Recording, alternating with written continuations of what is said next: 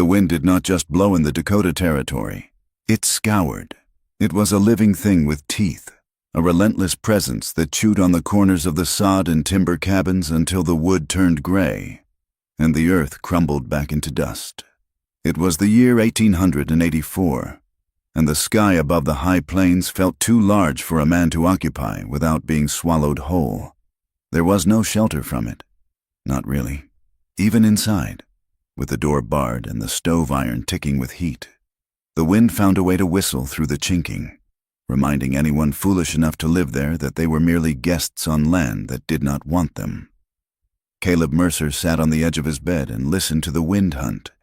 He was 29 years old, though the sun and the hard years had carved lines into his face that belonged to a man of 40.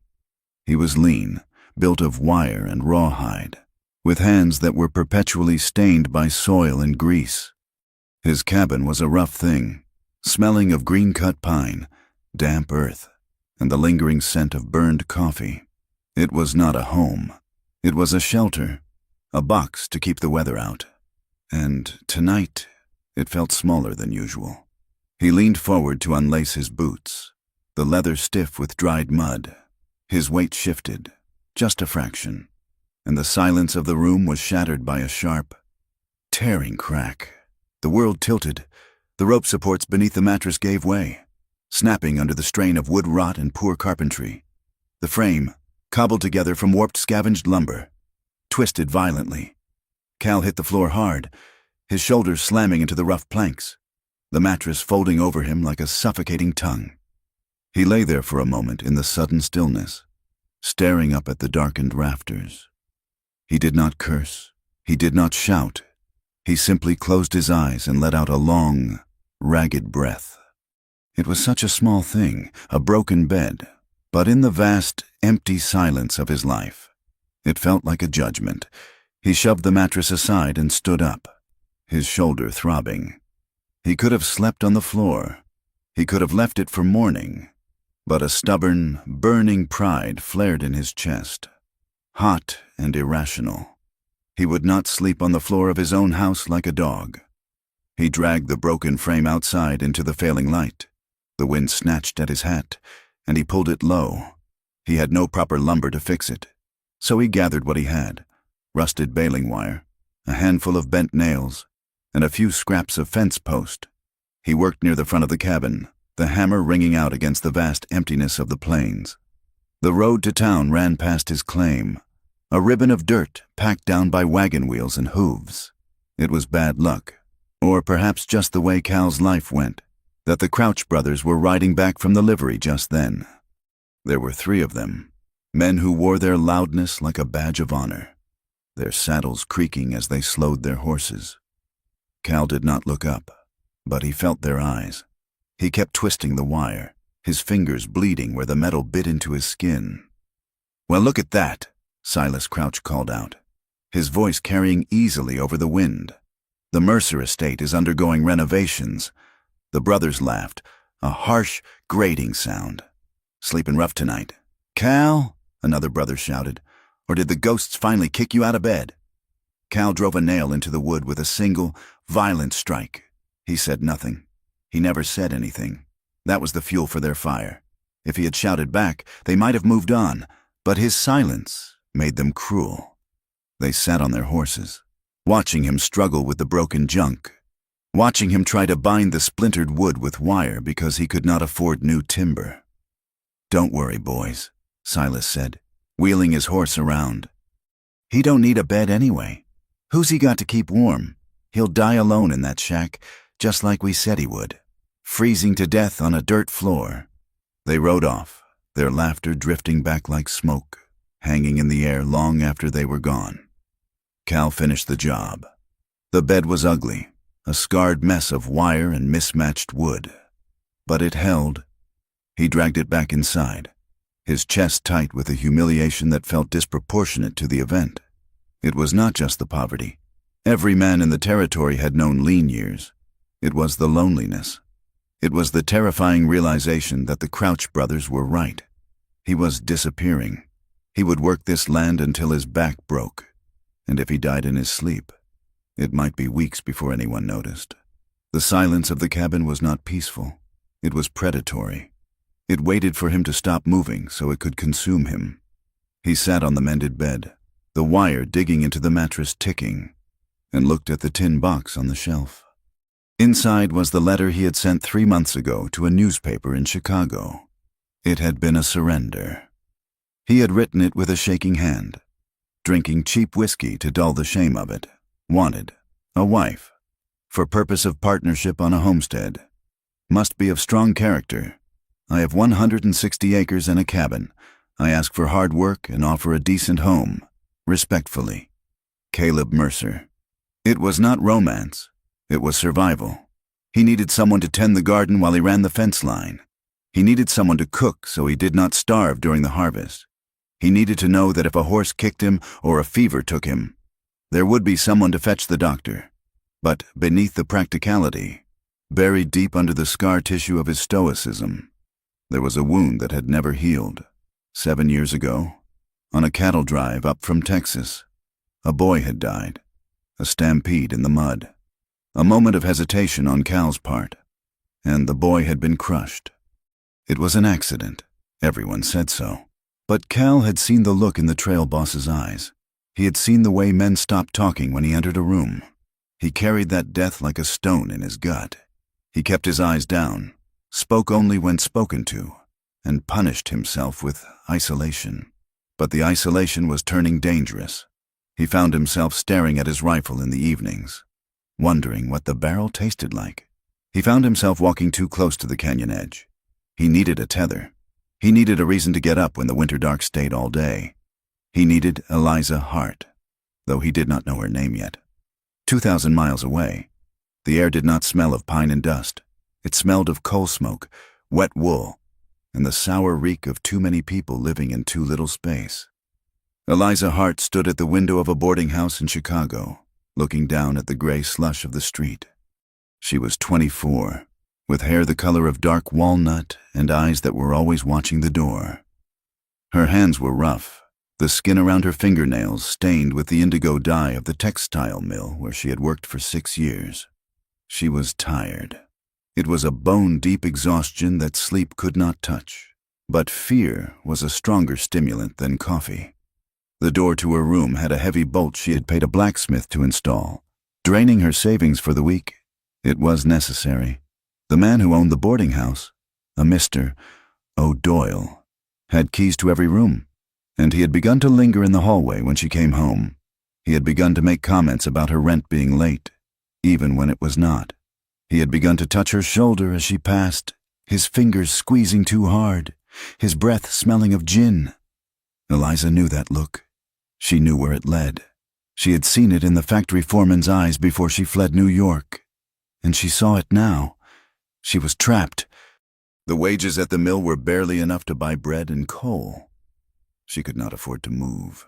She had no family. The influenza had taken them a decade ago. She was a woman alone in a city that fed on the weak, and the walls were closing in. She turned from the window and looked at the newspaper clipping on her narrow table. It was crinkled, worn soft from being folded and unfolded 100 times. Wanted a wife. It was madness. To get on a train and ride into the wilderness to marry a stranger. It was the kind of thing desperate women did.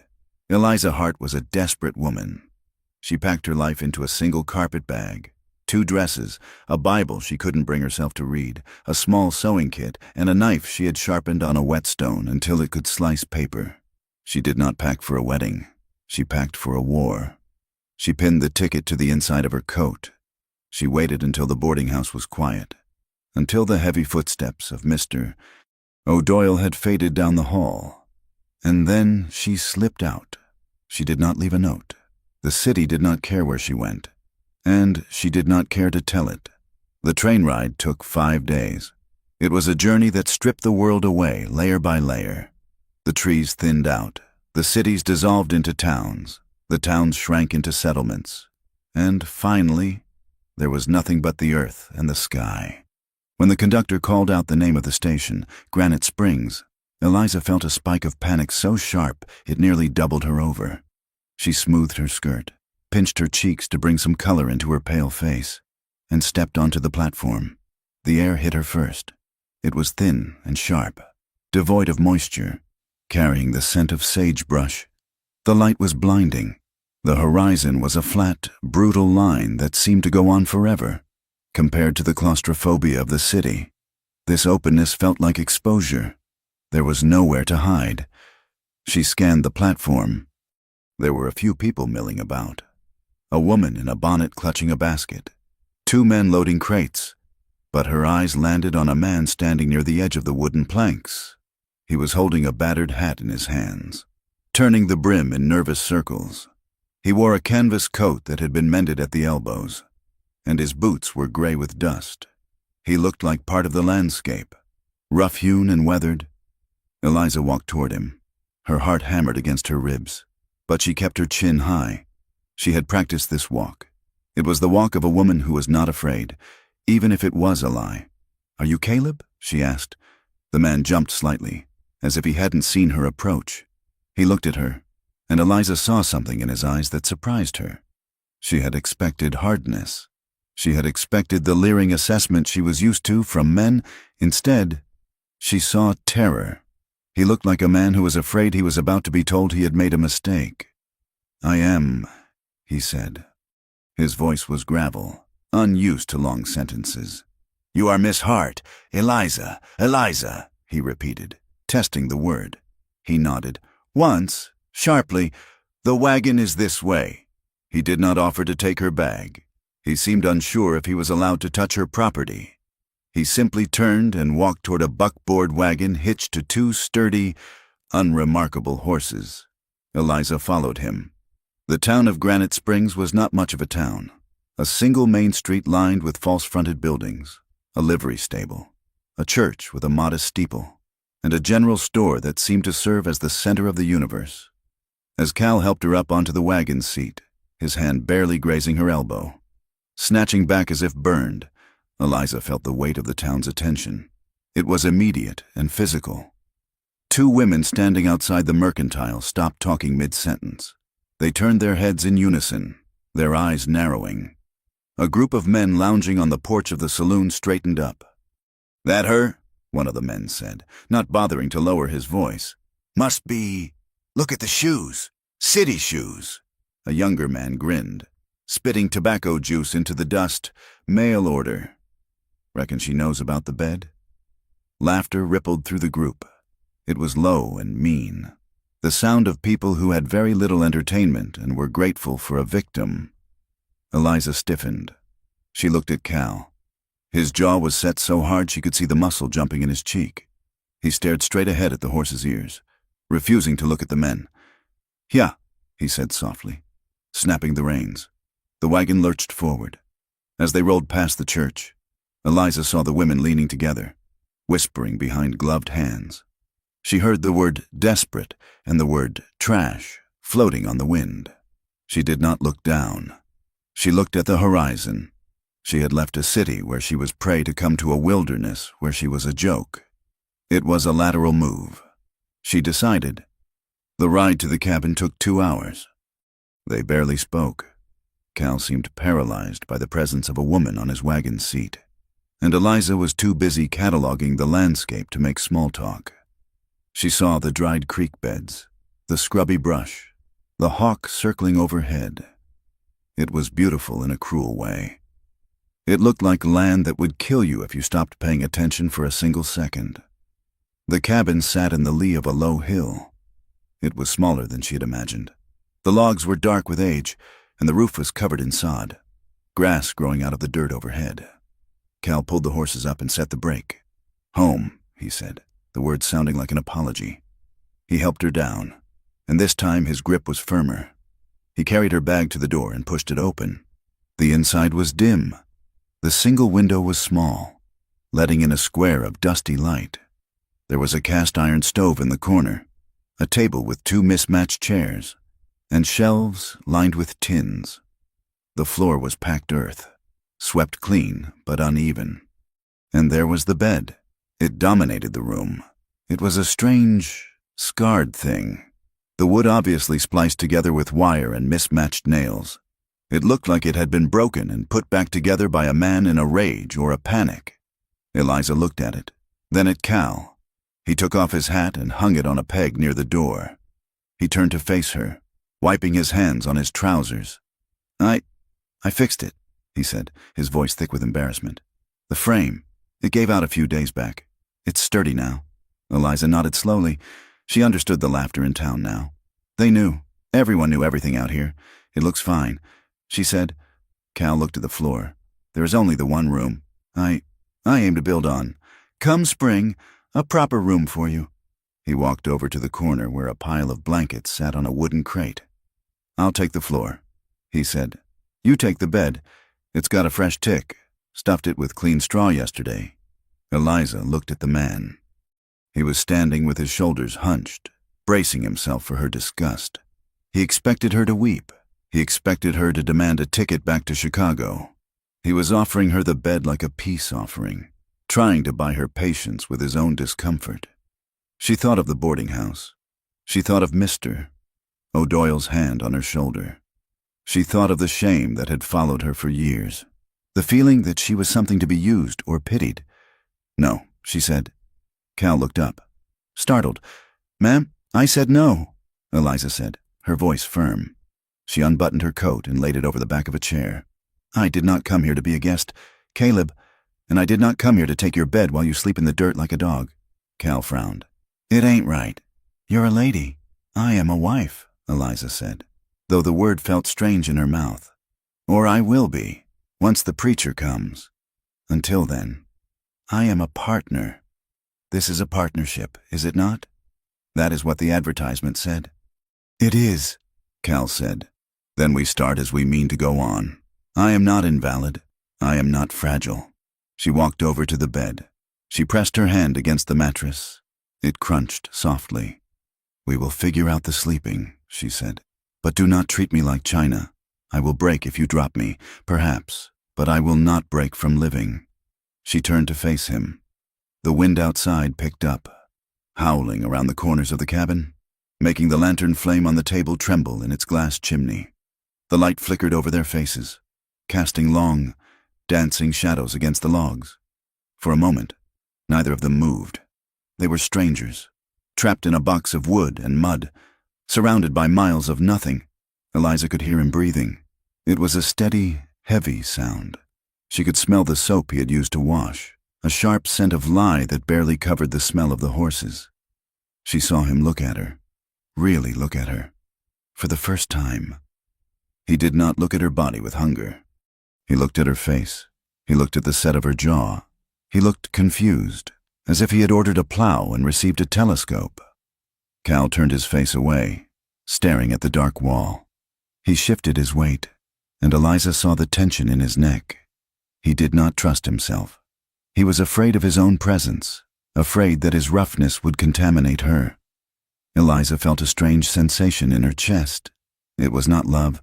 It was certainly not lust. It was safety. This man was not a predator. He was a frightened animal, just like her, and in that shared fear, there was room to breathe. I can cook, Eliza said, breaking the silence. If you have flour. Cal nodded, still not looking at her. I have flour, and salt pork. Then I will make supper, she said. She rolled up her sleeves, revealing the pale undersides of her wrists, scarred faintly from the loom shuttles. She moved to the stove. She did not know how to use this wood-burning beast. Not really, but she would learn. She would learn it all. The next morning, the sun rose cold and bright. The wind had died down to a whisper, leaving the world suspended in a crystal silence. Cal was already outside. Eliza had heard him leave before dawn. The quiet creak of the door the only sign he was gone. She had slept on the bed, fully clothed, wrapped in her coat. He had slept on the floor, despite her protest. They had not argued further. He had simply laid his blankets down and blown out the lantern. She rose and smoothed her dress. She splashed water on her face from the basin and opened the door. Cal was by the corral, mending a section of fence. He stopped when he saw her. He looked tired, his eyes shadowed, but he nodded to her. Coffee's hot, he said. Eliza stepped out onto the hard-packed earth. The air was delicious. It tasted of frost and sage. She looked toward the road. A wagon was coming. It was the Crouch brothers again, along with a few others from town, a supply run, likely. They were slowing down as they approached the cabin, their face eager for a show. They wanted to see the city girl crying. They wanted to see the poor cowboy humiliated again. Cal tensed. He gripped the hammer in his hand, his knuckles white. He looked ready to shrink, to turn his back and let the insults wash over him like rain. Eliza stepped off the porch. She walked across the yard, her boots crunching in the frost. She went to where Cal stood. She did not touch him. That would be too much, too soon, but she stood beside him. She stood close enough that her skirt brushed against his leg. She folded her hands in front of her and looked at the approaching wagon. She did not glare. She did not scowl. She simply looked at them. She looked at Silas Crouch with the same flat, unyielding stare she had used on the foreman at the mill. It was a look that said, "I see you. You are small. You do not matter." The wagon slowed. Silas opened his mouth to shout something, a joke about the bed, a jeer about the cold night, but the words died in his throat. He saw the woman standing there. She was small, pale, and looked like a strong wind would blow her to Kansas. But she was standing like a fence post. She was claiming this patch of dirt, and she was claiming the man beside her. Silas frowned. He looked at Cal, who was staring at Eliza with a mixture of shock and awe. The dynamic had shifted. The joke wasn't funny if the victims didn't bleed. "Morning," Silas muttered, tipping his hat awkwardly. He snapped the reins, and the wagon rolled on, the wheels creaking in the silence. Cal let out a breath he seemed to have been holding for years. He looked down at Eliza. "They'll be back," he said quietly. "Let them." Eliza said. She watched the wagon disappear over the rise. She looked at the vast, terrifying horizon, and for the first time in her life, she did not feel like running. She turned to Cal. "The fence needs fixing. Caleb, and I believe I saw a hoe in the shed. The garden won't plant itself." Cal looked at her. A slow, hesitant smile touched the corners of his mouth. It was rusty, unused, but it was there. "No, ma'am," he said. "I reckon it won't." He picked up a box of nails and held it out. She took a handful, and together, under the massive, indifferent sky, they turned their backs on the road and went to work. The cabin began to change, though the changes were small enough that a stranger might not have noticed them. The dust, which had previously coated every surface in a fine, gray silt, was now waged war against daily. Eliza Hart fought the Dakota Territory with a broom made of stiff straw and a rag that never seemed to dry. She scrubbed the floorboards until the wood grain emerged from beneath years of neglect. She patched Cal's spare shirt, the needle moving in and out of the heavy flannel with the precision of a woman who had spent half her life in a textile mill. But the land did not like being tamed. It fought back with a passive, ancient malice. The soil in the small garden patch Cal had broken up for her was hard as iron. When Eliza knelt to plant the few withered potato eyes and bean seeds she had found in a tin, the ground seemed to repel the spade. The sun was a physical weight on her shoulders, burning the back of her neck raw within 10 minutes. It was a harsh education. Eliza learned that water was not a right but a negotiation. Every drop had to be hauled from the creek, which was running lower with every week of the drought. She learned that the wind could strip the moisture from laundry in an hour, but leave the fabric stiff with grit. She learned that the silence of the high plains at night was not empty. It was heavy, pressing against the eardrums, filled with the yips of coyotes that sounded like laughing children. Cal watched her efforts with a wary, quiet distance. He worked harder than she had ever seen a man work, as if he were trying to outrun his own presence in the cabin. He rose before the sun, the coffee pot rattling on the stove his only greeting, and he often did not return until the light was gone. He ate the meals she cooked, stews thickened with flour, biscuits that were improving but still dense, with his head down, murmuring a polite thanks before retreating to mend gear or sharpen tools. He was afraid of her. Eliza saw it in the way he hugged the walls when he walked past her. ensuring their clothes did not brush. He believed he was a contagion. He believed that his poverty and his past were a rot that would spread to her if he let himself get too close. He treated her with a terrifying courtesy, like she was a fragile porcelain doll he had accidentally ordered and was terrified of breaking before he could return it. "We need supplies," Cal said one evening, 3 weeks after her arrival. He was staring at his hands, picking at a callus. "The flour is low, and I need wire." Eliza looked up from her mending. "I will come with you." Cal hesitated. "There is no need. The ride is long. I need thread. Caleb. And I need to see where we live. I cannot stare at these 4 walls until winter comes." He did not argue. He never argued. He simply nodded, the gesture resigning him to her company. The trip to town the next morning was stiff with silence. The wagon jounced over the ruts, the sun hammering down on the canvas shade. When they rolled into Granite Springs, the atmosphere shifted. The air in the town felt tight, charged with the static of idle minds.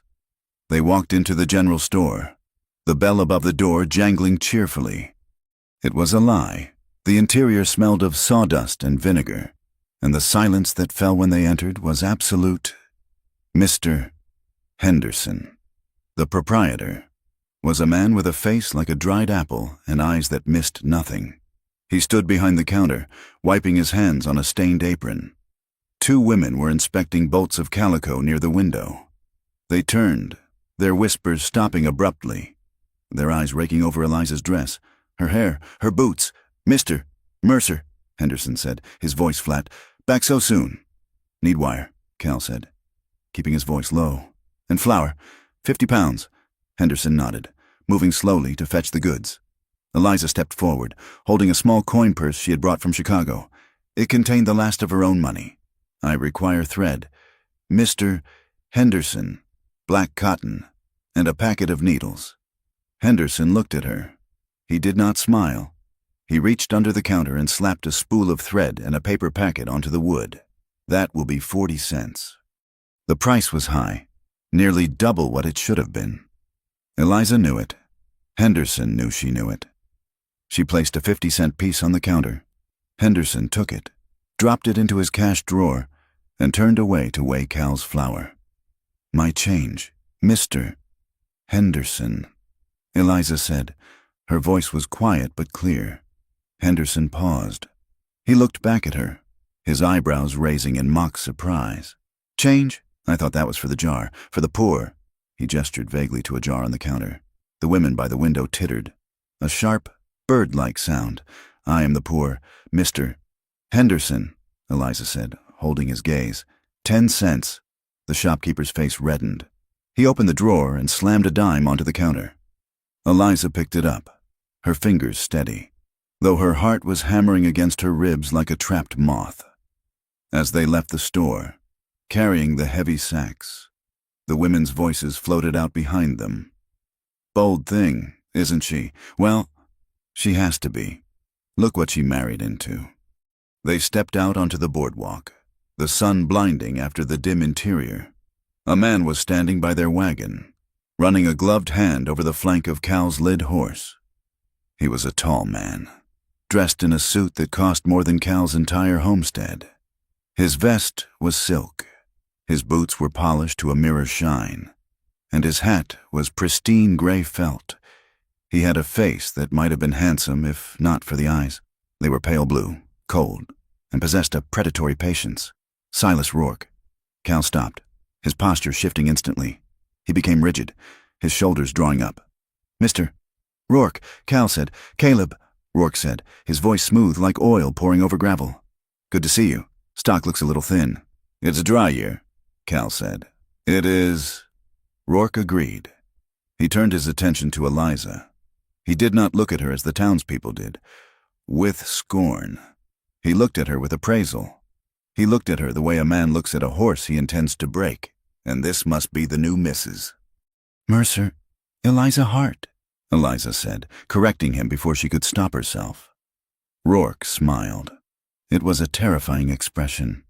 It did not reach his eyes. Eliza Mercer. Surely, unless Caleb here hasn't done the job right. The insinuation hung in the air, gross and heavy. Cal took a step forward, dropping the flour sack into the wagon bed with a heavy thud. "We are married," Cal said, his voice tight. "Of course," Rourke said, raising a hand. "No offense meant. I just heard stories. You know how this town talks? They say you are patching up more than just your fences these days." He stepped closer, invading their space without moving his feet.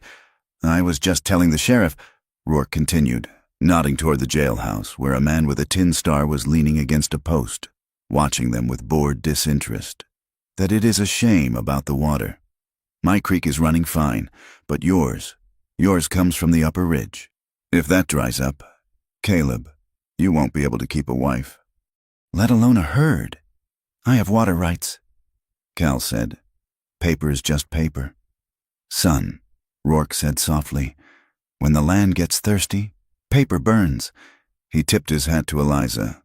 "Ma'am, if you ever find the accommodations up on the ridge too austere, my door is always open. I employ a cook. You wouldn't have to scrub floors." He walked away, his boot heels clicking rhythmically on the wood. The sheriff watched him go, then spat into the dust and went back inside his office. The alignment was clear. Money spoke to power, and poverty was left to listen. Cal stood frozen for a moment. Then he climbed into the wagon, his movements jerky and angry. "Get in," he said. The weeks that followed were a grind of labor, to pay for the wire and the seed. Cal took day work at the Miller Ranch, 10 miles south. He left before dawn and returned after dark, his body bruised and exhausted from breaking colts and digging post holes. Eliza refused to stay behind every day. On Tuesdays and Thursdays, she insisted on going with him. "I will not sit in that cabin and wait for the wind to blow it down." She told him, "I can cook for the hands. I can mend tack." Cal tried to refuse, but Eliza was immovable. She rode on the wagon seat beside him, wrapping her shawl tight against the morning chill. She saw him work. She saw the way he handled the horses, not with cruelty, but with a firm, quiet language of touch and pressure. She saw the way other men looked at him, with dismissal, but also with a grudging respect for his ability to take pain without complaint. Trust began to build, not in grand gestures, but in the accumulation of small moments. Eliza learned that Cal drank his coffee black because sugar was expensive, not because he liked it. She learned that he hummed a low, tuneless melody when he was nervous. Cal learned her, too. He noticed that she flinched when a door slammed. He learned that she could not stand the smell of whiskey, so he stopped taking the occasional pull from the flask he kept in the barn. He learned that when she went quiet, she was not angry. She was thinking. One evening, the wind died down, and the cold settled in hard. Cal built a fire in the stove, leaving the door open so they could watch the flames. They sat in the two mismatched chairs, the silence between them comfortable for the first time. "You handle a horse well," Eliza said. "I watched you today with that roan mare. She was scared," Cal said, staring at the fire. "Fear makes a thing dangerous. You have to show her she doesn't need to fight you." "Is that what you're doing?" Eliza asked. "With me?" Cal looked at her, startled. He opened his mouth to deny it, then closed it. He looked back at the fire. "I don't know what I'm doing with you, Eliza. I never expected you to stay. I had nowhere else to go," she said. "That isn't true," Cal said. "A woman like you. You could have found work in the city. You didn't have to come to this empty place." Eliza looked at her hands. The firelight danced on her skin. "I ran. Caleb." He did not interrupt. He waited.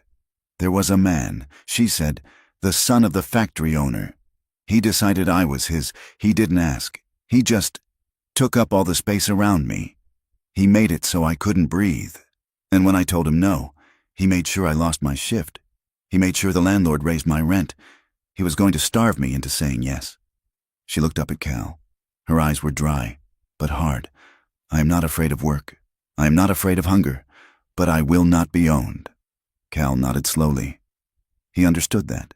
He understood the feeling of a trap closing around your leg. "I know what it is to run," he said softly. "I didn't run from a man. I ran from a moment. 7 years ago, I made a mistake, and a boy died. I see his face every time I close my eyes. I came here because it was empty. I thought if I went far enough, the memory wouldn't follow." "Did it work?" Eliza asked. "No," Cal said. "It rides double with me, every day." He looked at the bed in the corner.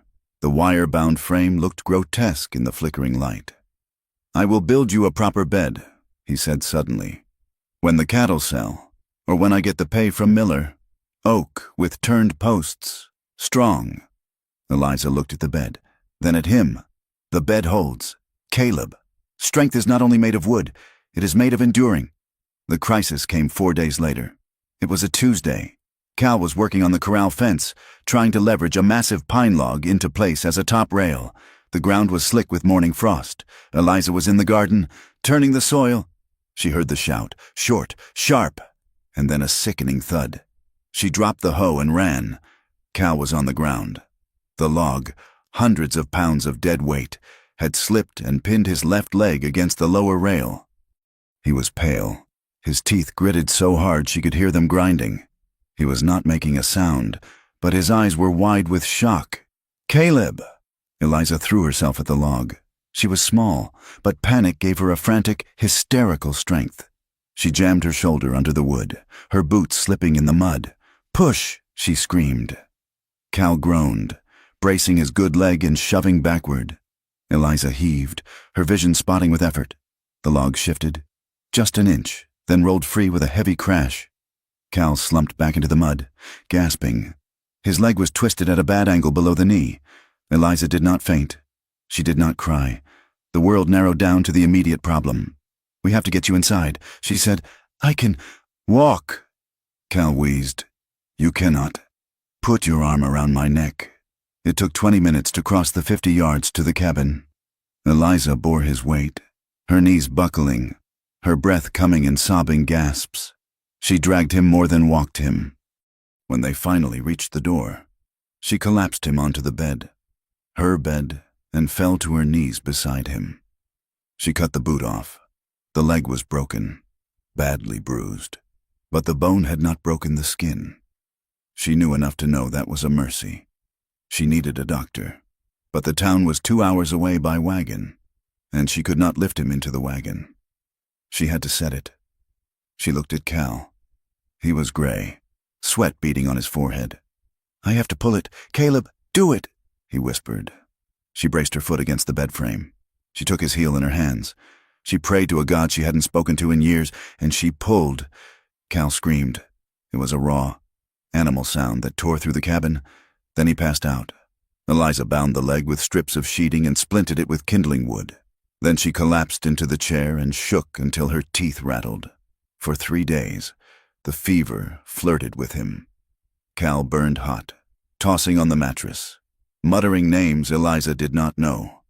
Eliza did not sleep. She sat by the bed, sponging his forehead with cool water, dripping broth between his cracked lips. She managed the homestead alone. She fed the horses, chopped the wood, and hauled the water. She carried the shotgun when she went to the barn, her eyes scanning the horizon for Rourke or his men. She was exhausted, her body aching in places she didn't know existed, but she did not stop. On the 4th night, the fever broke. Cal woke up clear-headed. The pain settled into a dull throb. The cabin was dark, save for the low glow of the stove. The wind was howling outside, a blizzard threatening in the heavy air. He turned his head.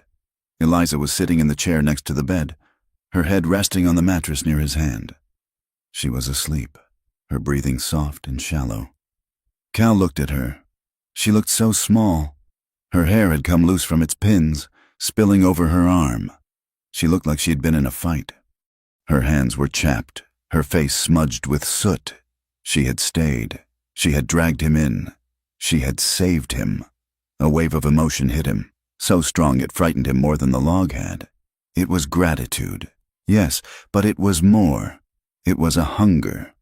Not just for her body, though that was there, lurking in the dark. It was a hunger for her presence. He wanted to know she was there. He wanted to be the man she deserved. He moved his hand. His fingers brushed against hers. Eliza stirred. She sat up instantly, her eyes snapping open. "Caleb?" You're awake. The fever. Gone, he rasped. His throat was like sandpaper. She reached for the tin cup on the floor. Here, drink. He drank, his eyes never leaving her face. She took the cup back and set it down. You should be sleeping, Cal said. I was afraid, she admitted. Her voice was small in the dark room. I was afraid you would die, and I would be alone here. You aren't alone, Cal said. He reached out. It was instinct. It was the starving man reaching for bread. He took her hand. Her skin was rough, calloused like his. It felt perfect. Eliza went still. She looked at their joined hands. Then she looked at him. The air in the room changed. The scent of sickness faded, replaced by the smell of wood smoke and the sharp, electric scent of two people who had been circling each other for weeks. Caleb, she whispered.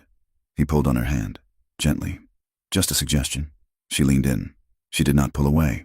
The kiss was not like the ones in the dime novels. It was not graceful. Cal was unshaven, his lips dry. Eliza smelled of worry and exhaustion. But when their mouths met, it was like a door slamming shut against the cold. It was relief. It was a surrender of the walls they had built. He tasted of life. She tasted of hope. He groaned low in his throat, his hand coming up to cup her jaw, his thumb tracing the line of her cheekbone. She leaned into his touch, her fingers gripping his wrist, anchoring herself to him. They broke apart, breathless. They stared at each other, the reality of what had happened settling over them. It was dangerous. Desire was a complication they couldn't afford, but it was also the only thing that made sense. Lie down, Cal whispered. Beside me, please. Eliza hesitated only a second. She kicked off her boots. She climbed onto the narrow bed, careful of his leg. She lay beside him, on top of the quilt. He wrapped his arm around her. She buried her face in his shoulder. They did not do more. They could not with his injury, not with the storm outside, but they held each other. And for the first time in 7 years, Cal Mercer slept without dreaming of the dead. 2 weeks later, Cal was walking with a crutch he had whittled from an ash branch. He was slow, and the pain was a constant companion. But he was upright. We have to go to town, Cal said. Eliza looked up from the dough she was kneading. You cannot ride in a wagon. Caleb, the leg. We have to go, he repeated. It was Sunday. Why? Because Rourke will have told everyone I'm crippled. He'll be making moves on the water rights. And he leaned on his crutch, looking at her steadily. And because I want them to see us, Eliza wiped her hands on her apron. She understood. They took the wagon. Eliza drove, handling the team with a confidence that surprised her. Cal sat beside her, his leg propped up on a sack of grain, his face pale but set in stone. They arrived in Granite Springs just as the church service was letting out. The timing was deliberate. The entire town was spilling onto the main street. Eliza pulled the wagon up in front of the general store. The crowd slowed, eyes turned. The whispers started instantly. Look, it's him. Thought he was crushed. And her. Look at her driving like a man. Eliza set the brake. She hopped down and walked around to Cal's side. She offered him her shoulder. He took it. He lowered himself down, gritting his teeth against the agony. But he stood. He adjusted his crutch. Then he did something he had never done. He shifted his weight, freeing his arm, and he wrapped it around Eliza's waist. He pulled her close, not for support, but for possession. The crowd watched. Misses. Higgins gasped audibly. The sheriff stepped out of his office, his thumbs hooked in his belt. Silas Rourke stood near the hotel, a cigar in his mouth, his eyes narrowing. They expected shame. They expected the mail-order bride to be cowering, the poor cowboy to be broken. Instead, Cal Mercer stood tall, leaning on his wife, and Eliza Mercer stood with her head high, her hand resting comfortably on his chest. Let them look, Cal murmured to her. Eliza looked at the women who had called her desperate. She looked at Rourke, who had called her a plaything. We are here, she whispered back. They walked together toward the store, slow and limping, but moving forward. They were a scandal. They were a joke to some, a threat to others. But as they walked through the gauntlet of stairs, Eliza knew one thing for certain. They were no longer just surviving. They were a family, and they would fight. The wind kicked up dust in the street, swirling around their boots, but they did not blink. They had chosen the marriage. Now, they just had to survive the war that was coming. The autumn did not fall gently upon the high plains. It arrived with the subtlety of a whip crack. The golden haze of late summer was sheared away by winds that howled down from the north, carrying the scent of snow long before the first flake touched the ground. The sky turned the color of bruised iron, and the horizon, once a promise of infinite space, now felt like a closing cage. For Cal and Eliza Mercer, the shifting season was a race against time. The cabin, which had been a sieve for the wind when Eliza first arrived, was slowly transforming. Cal worked with a desperation that he masked as method. His leg was healing, though it still stiffened in the cold mornings, forcing him to walk with a hitch in his stride that he hated. But he did not let it stop him. He stripped the sodden, rotting thatch from the roof and replaced it with cedar shingles he had bartered for at the mill, trading 3 days of labor for a wagon load of wood. The smell of the fresh cedar was sharp and clean, cutting through the stale odor of old earth. He expanded the corral, replacing the makeshift willow branches with sturdy pine poles that could hold the weight of a spooked horse. Inside, the change was even more profound. They had purchased a new stove, a cast-iron beast that radiated heat long after the fire died down. It had cost them nearly every penny of Cal's earnings from the cattle drive. But the first night the temperature dropped below freezing, and the water in the basin stayed liquid. They knew it was worth the hunger they would face later. These improvements were small, practical things, yet to the eyes of Granite Springs, they looked like arrogance. The smoke curling from a proper chimney, the sound of a hammer ringing out against good timber. It smelled like hope, and in a land where failure was the common currency, hope from a man like Caleb Mercer was treated as a counterfeit coin. The pressure began subtly. It arrived in the form of Silas Rourke, riding up to their fence line on a black gelding that looked better fed than most of the town's children. Rourke did not shout. He sat easily in his saddle, his gloved hands resting on the horn, watching Cal dig a post hole. Eliza was nearby, gathering dried sagebrush for kindling. She straightened as Rourke approached, her hands tightening on the brittle branches. "Morning, Caleb," Rourke said, his voice smooth and carrying easily over the wind. "Looks like you are digging in for the winter." "I am," Cal said. He did not stop digging. The spade bit into the half-frozen earth with a rhythmic crunch. "Hard winter coming," Rourke said pleasantly. "My foreman tells me the almanac predicts record snows. A man could get buried out here, especially a man with limited resources." "We have enough," Cal said. Rourke chuckled, a dry sound like dry leaves skittering on rock. Enough is a tricky word. It changes fast when the drifts are 10 feet high. He leaned forward slightly. "I came to make you another offer, Caleb, a generous one. I am looking to expand my grazing land to the west. I will give you $200 for the deed. You take the money, you take your pretty wife, and you move south. Arizona, maybe, somewhere the living is softer." $200 was a robbery. The water rights alone were worth 5 times that. "Not for sale," Cal said. He finally looked up, leaning on the shovel. Rourke's smile didn't waver, but his eyes went flat. "You are a stubborn man. I respect that. But you have a woman to think of now. This isn't a place for a lady. Not really. It is dangerous. Accidents happen. Water dries up. Sometimes. The law finds reasons to look closely at a man's affairs." He turned his gaze to Eliza. "Mrs. Mercer, you look tired. If you ever decide you want a warm room and a life that doesn't involve breaking your back for dust, you remember my offer. Some things are too pretty to be wasted on a losing bet." He tipped his hat and rode off, the black horse kicking up clods of dirt that landed near Cal's boots. Cal watched him go, his jaw set so hard a muscle jumped in his cheek. He did not speak, but he drove the shovel into the earth with a violence that made the handle shudder. The threat was not empty. 2 days later, Cal was stopped on the road by Sheriff Brady. The lawman sat on his horse, blocking the path of Cal's wagon. He spent 20 minutes inspecting Cal's brand, checking the bill of sale for the flour in the wagon bed, and asking pointed questions about where Cal had been 3 nights prior. "Just doing my job." "Mercer," Brady said, picking his teeth with a splinter of wood. "Had some reports of rustling. You know how it is. Poor men get desperate." "I don't steal," Cal said, his voice tight. Brady grinned. "Everyone steals. Caleb, some just haven't been caught yet. You watch your step." Cal recognized the trap. They were trying to provoke him. They wanted him to snap, to throw a punch or raise his voice, giving them the excuse to lock him up and leave Eliza alone on the claim. He swallowed his rage, tasting bile, and nodded. He had no power to fight them. Not yet.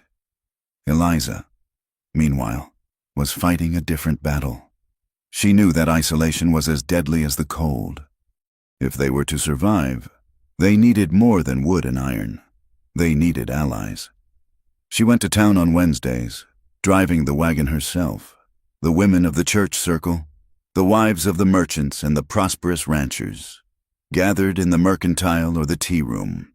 They turned their backs when she entered. They pulled their skirts aside as if she carried a plague. To them, she was a mail-order bride, a woman who had sold herself, and therefore beneath contempt. So Eliza looked elsewhere. She found Martha, the midwife, a woman with gray braids and hands that looked like twisted roots. Martha lived on the edge of town in a shack covered in drying herbs. She was tolerated because she was necessary, but she was not invited to tea. Eliza brought her a jar of wild plum jam she had made. Martha looked at the jam, then at Eliza. "I don't deliver for free," the midwife said gruffly. "I am not pregnant." Eliza said, "I just thought you might like some sweet." The plums were good this year. Martha grunted, but she opened the door. By the 3rd visit, she was teaching Eliza which bark stopped bleeding and which tea broke a fever. Eliza also found friendship in the alley behind the saloon. There, she met Thomas, a man with a twisted spine who swept the floors and emptied the spittoons. He had no family and spoke in a stammer that made others mock him. Eliza brought him a pair of wool socks she had knitted. "For me?" Thomas asked, clutching the socks as if they were gold. "Your boots are thin." "Thomas," Eliza said, "and the frost is hard." She befriended Widow Gable, a woman whose husband had died owing money to the bank, leaving her destitute and ignored. These were the discarded people of Granite Springs, the ones the town walked past without seeing. Eliza saw them. She learned their names, she listened to them, and in doing so, she learned that prejudice was a chain that bound many people, not just her and Cal. It was during one of the long, dark evenings in the cabin that the silence between Cal and Eliza finally broke in a way that could not be mended, only transformed. The wind was screaming outside, a high, thin wail that rattled the door latch. The new stove was glowing, casting a warm, red light across the room. Cal was oiling his saddle leather. Eliza was sewing a tear in the quilt. "Eliza," Cal said. He did not look up. She stopped sewing. "Yes, Caleb? Why do you flinch when I come into the room too quiet?" The question hung in the air. Eliza went very still. She poked the needle into the fabric and left it there. "I didn't know I did." She lied. "You do," Cal said. He looked at her then, his eyes dark and steady. "You do it when I move my hand too fast. You do it when a shadow falls across you. You are not just shy, Eliza. You are hunted." Eliza looked at the fire. The flames licked at the grate. She could feel the memory of the boarding house, the smell of gin, the heavy hand of the man who had claimed her. "There was a man," she said softly, "in Chicago. His name was Arthur. His father owned the factory." She took a breath, a shaky, shallow thing. "He saw me. He decided he wanted me. He didn't ask.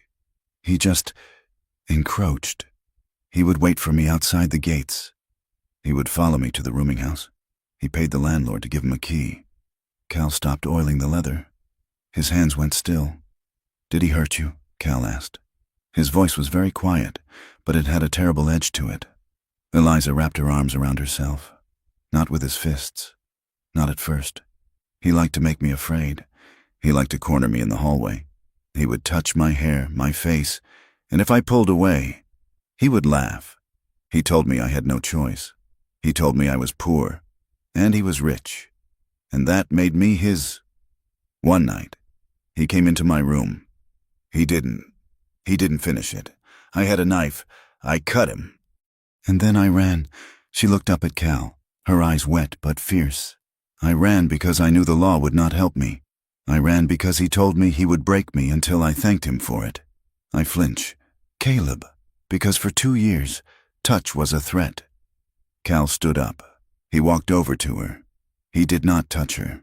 He knelt beside her chair, putting himself lower than her.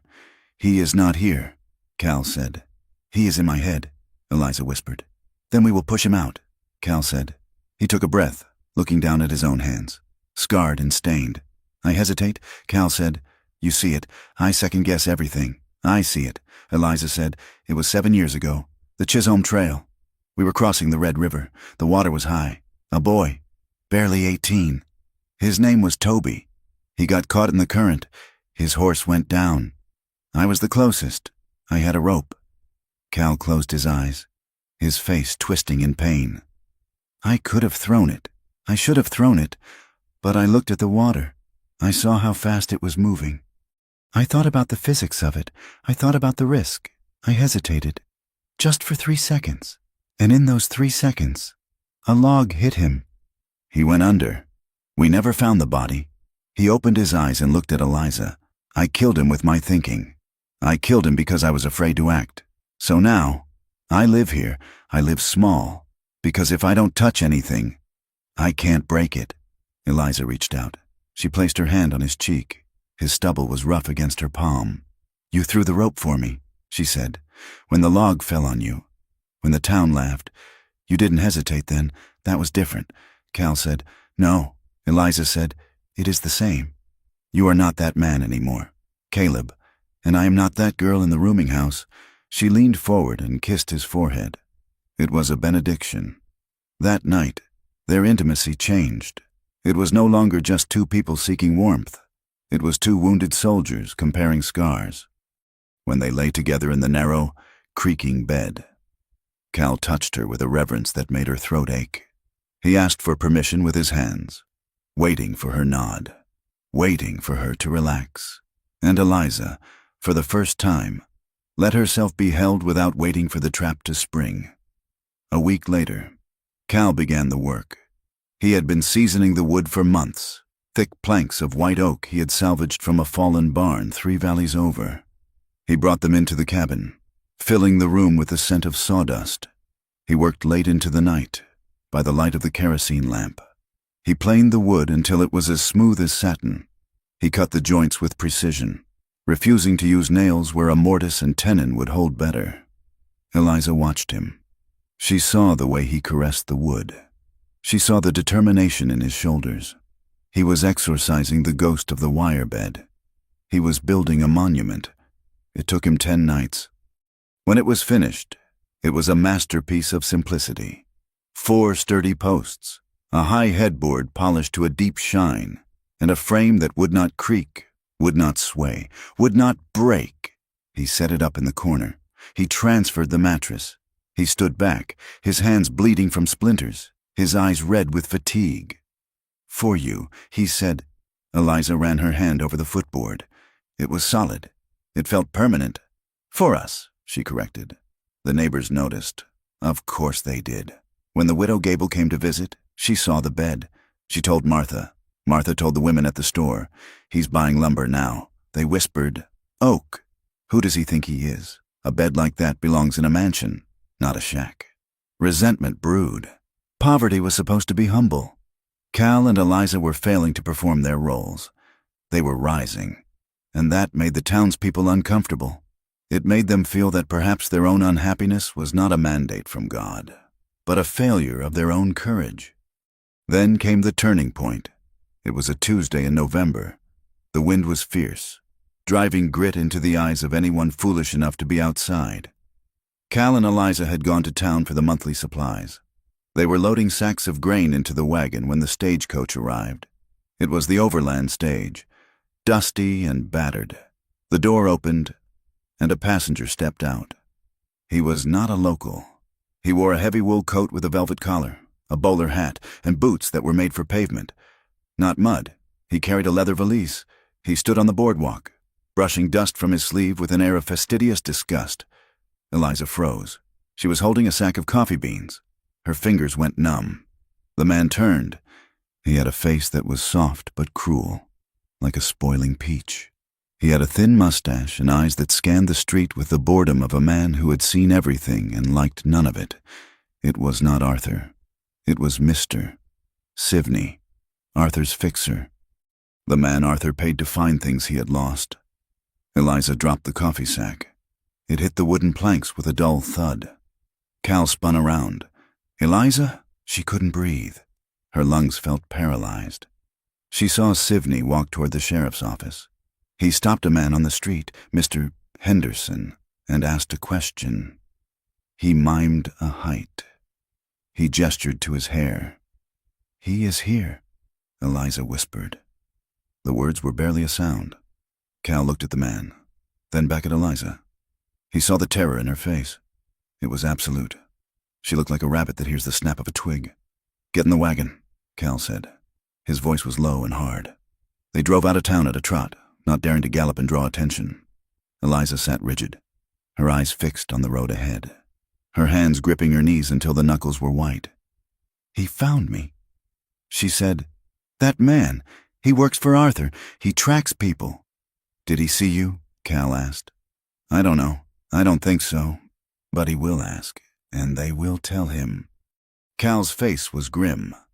"We can pack. Tonight. We can load the wagon and head west. Over the pass. We can be in Utah by the time the snow flies." Eliza looked at him. She looked at the man who had built a roof to shelter her. She looked at the hands that had built a bed to hold her. She thought of Martha. She thought of the garden she had turned from rock into soil. "Run," she said. "We have to," Cal said. "If he's here." "No," Eliza said. Cal looked at her, surprised. "Eliza?" "I'm tired. Caleb," she said. Her voice trembled, then steadied. "I ran from Chicago. I ran from the boarding house. I have been running my whole life. If we run now, we run forever. We will be sleeping in the dirt in Utah. We will be looking over our shoulders in California." She turned to him. The fear was still there, but beneath it was a bedrock of anger. "This is my home. You are my husband. I will not let them chase me out. I will not let them make me disappear again." Cal looked at her for a long time. He saw the steel in her spine. He nodded. "Then we stay," he said. But Rourke was already moving. The fixer, Sivney, had indeed spoken to the sheriff. He had shown a warrant, likely forged or bought, claiming that Eliza Hart was wanted for theft and assault in Chicago. He had money. He had the air of authority. Rourke found out within the hour. He sat in the sheriff's office, sipping whiskey, listening to Sivney's story. "So," Rourke said, swirling the amber liquid, "she's a criminal, a violent one. She cut a prominent citizen," Sivney said smoothly. "And she stole jewelry." Rourke smiled. "Of course she did." He looked at Sheriff Brady. "This changes things, doesn't it, Sheriff? It's not just about water anymore. It's about morality. It's about justice. Caleb Mercer is harboring a fugitive, a dangerous woman who has deceived our community." Brady nodded slowly. "He's aiding and abetting." "Exactly," Rourke said. "And a man like that, well, a man like that isn't fit to hold land. A man like that needs to be removed for the safety of the town." The trap had snapped shut. They didn't need to steal the deed anymore. They had the moral high ground. They could take the land, take the woman, and call it the law. Back at the cabin, the sun was setting, casting long, blood-red shadows across the snow that had begun to fall. Cal and Eliza stood in the center of the room. The new bed stood in the corner, a silent witness. "They are coming," Cal said. "Maybe not tonight, but soon." Eliza walked to the window. She watched the snow fall. It was beautiful and deadly. "Let them come," she said. She turned to Cal. She walked to him and wrapped her arms around his waist, burying her face in his chest. "I love you," Caleb Mercer, she said. It was the first time she had said it. Cal went still. Then he crushed her to him, his arms like iron bands. I love you, Eliza, he said into her hair. They held each other as the light failed. It was a climax of emotion, a braiding together of fear and desire and a loyalty that defied logic. They knew, with a terrible clarity, that by choosing to stay, they had likely signed their own death warrants. The sheriff would come. Rourke would come. The man from Chicago would come. But they were together. End Part 3 with the threat closing in. Eliza saw a rider on the ridge, silhouetted against the dying light. He paused, watching the cabin, then turned and rode back toward town. The sheriff's interest had sharpened. The noose was tightening, and Cal's claim, with its warm stove and sturdy bed, suddenly felt less like a home and more like a grave they had dug for themselves. The snow began in the night, a silent, suffocating blanket that erased the world. By morning, the gray horizon had vanished, replaced by a wall of white that swirled and eddied like a living thing. The wind screamed through the cracks in the cabin walls, testing the mud chinking Cal had packed so carefully in the autumn.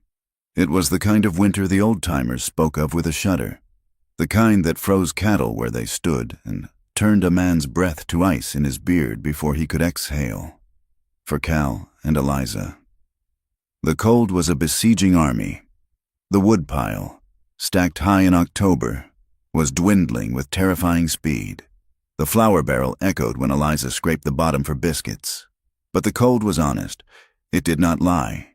It did not smile while it tried to kill you. Men were different. The arrest happened 3 days into the blizzard. The snow had paused, leaving the drifts hip-deep and the air sharp enough to cut glass.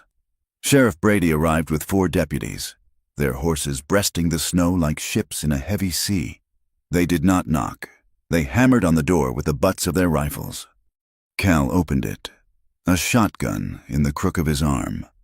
Though the barrel was pointed at the floor, he saw the badges, the grim faces, and he knew. "Step aside.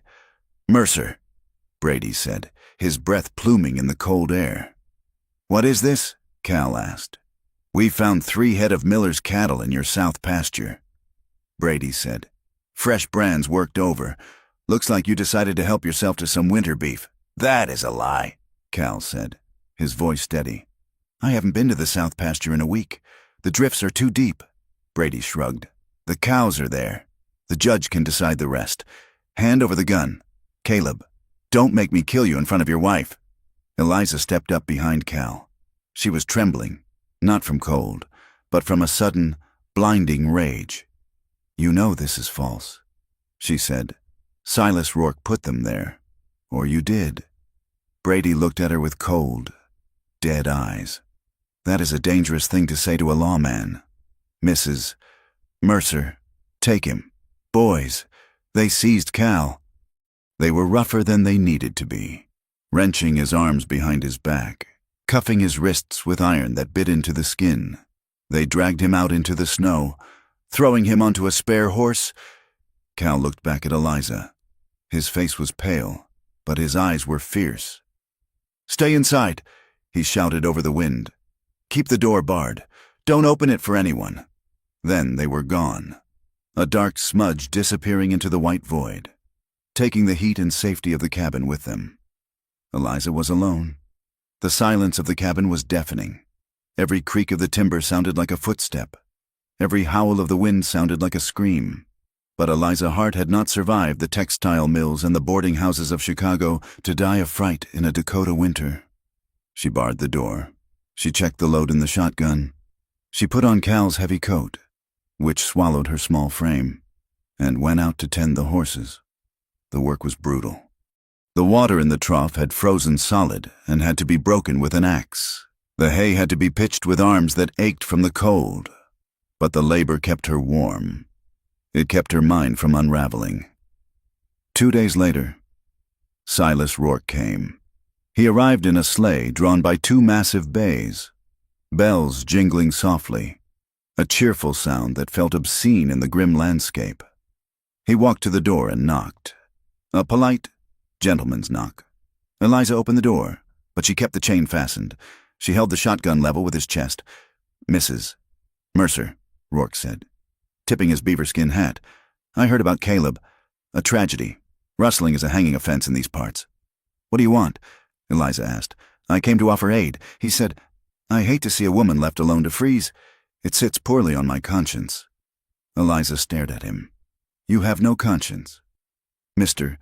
Rourke, you have an appetite." Rourke's smile tightened. He leaned closer to the gap in the door. "I can help him. Eliza, I have influence with the judge. I could convince him that it was a misunderstanding, that perhaps the cattle wandered. All it would take is a signature." He pulled a folded paper from his coat pocket. "Sign the deed over to me," Rourke said. "The water rights and the land. I will give you enough money for a train ticket back east. You can leave this miserable place. You can be safe, and Caleb goes free." "And if I refuse?" Eliza asked. Rourke sighed. "Putting the paper away? Then the law takes its course. Caleb hangs. And you? Well, winter is long. Accidents happen. Fires start. A woman alone is very vulnerable. Mrs. Mercer, get off my porch," Eliza said. Rourke looked at the shotgun, then at her eyes. He saw no waver in either. He turned and walked back to his sleigh. That night, the war began. Eliza woke to the sound of shattering glass. A rock, wrapped in a burning rag, crashed through the small side window. It landed on the rug, flames licking at the wool. Eliza was out of bed before the glass stopped falling. She stomped the fire out with her boots. Ignoring the heat, she grabbed the gun and threw open the door, firing a blast into the dark. She heard a laugh, distant and mocking, and the sound of hoofbeats fading into the snow. She did not sleep again. She nailed a board over the broken window. She sat in the chair facing the door, the gun across her lap, watching the candle burn down.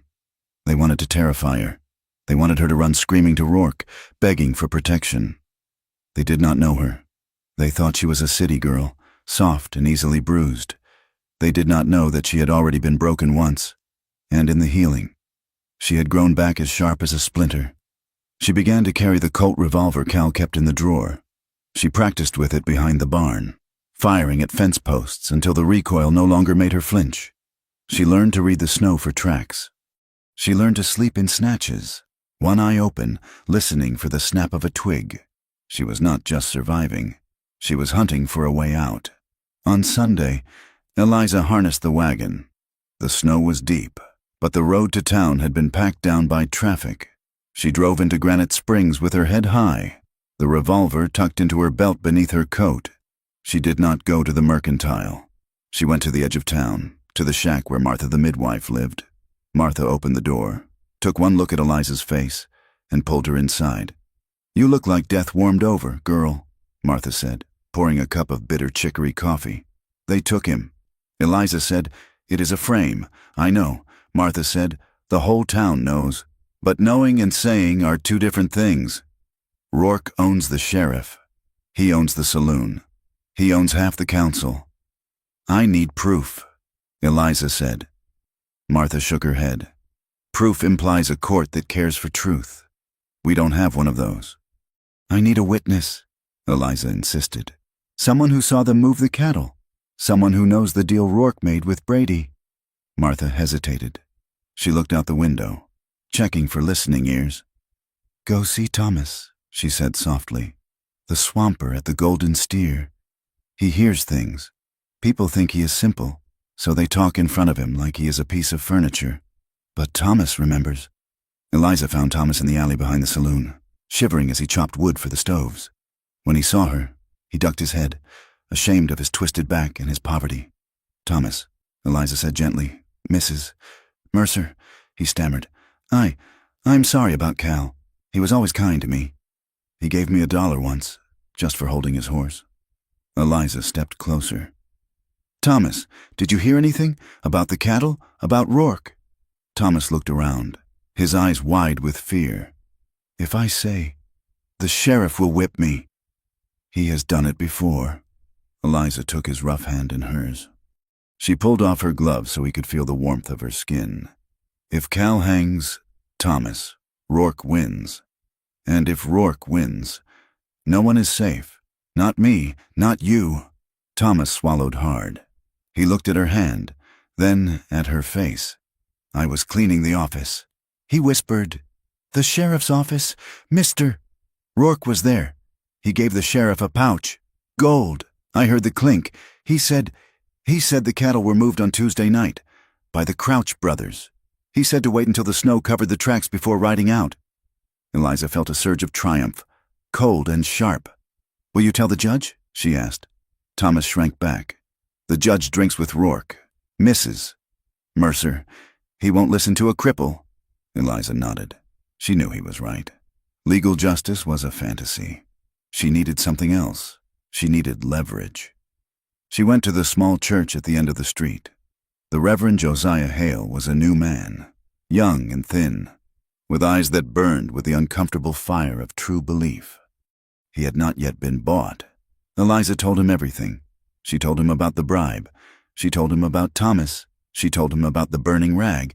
"This is a sin," Josiah said, his voice trembling with indignation. "It is a rot in the soul of this town. Will you stand with me?" Eliza asked. "If I bring this to light, will you stand as a witness of God?" "I will," Josiah said, "but we need more than my word. We need the truth written down."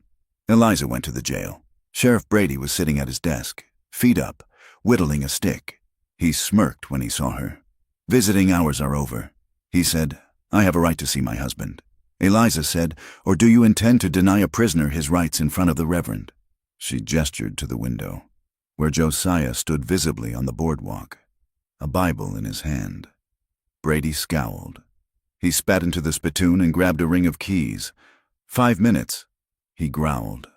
He led her to the back. The cells were essentially iron cages in a stone room. It was freezing. Cal was sitting on a cot, wrapped in a thin, gray blanket. He looked gaunt. His face was bruised, and there was a cut above his eye that had scabbed over badly. "Caleb." He looked up.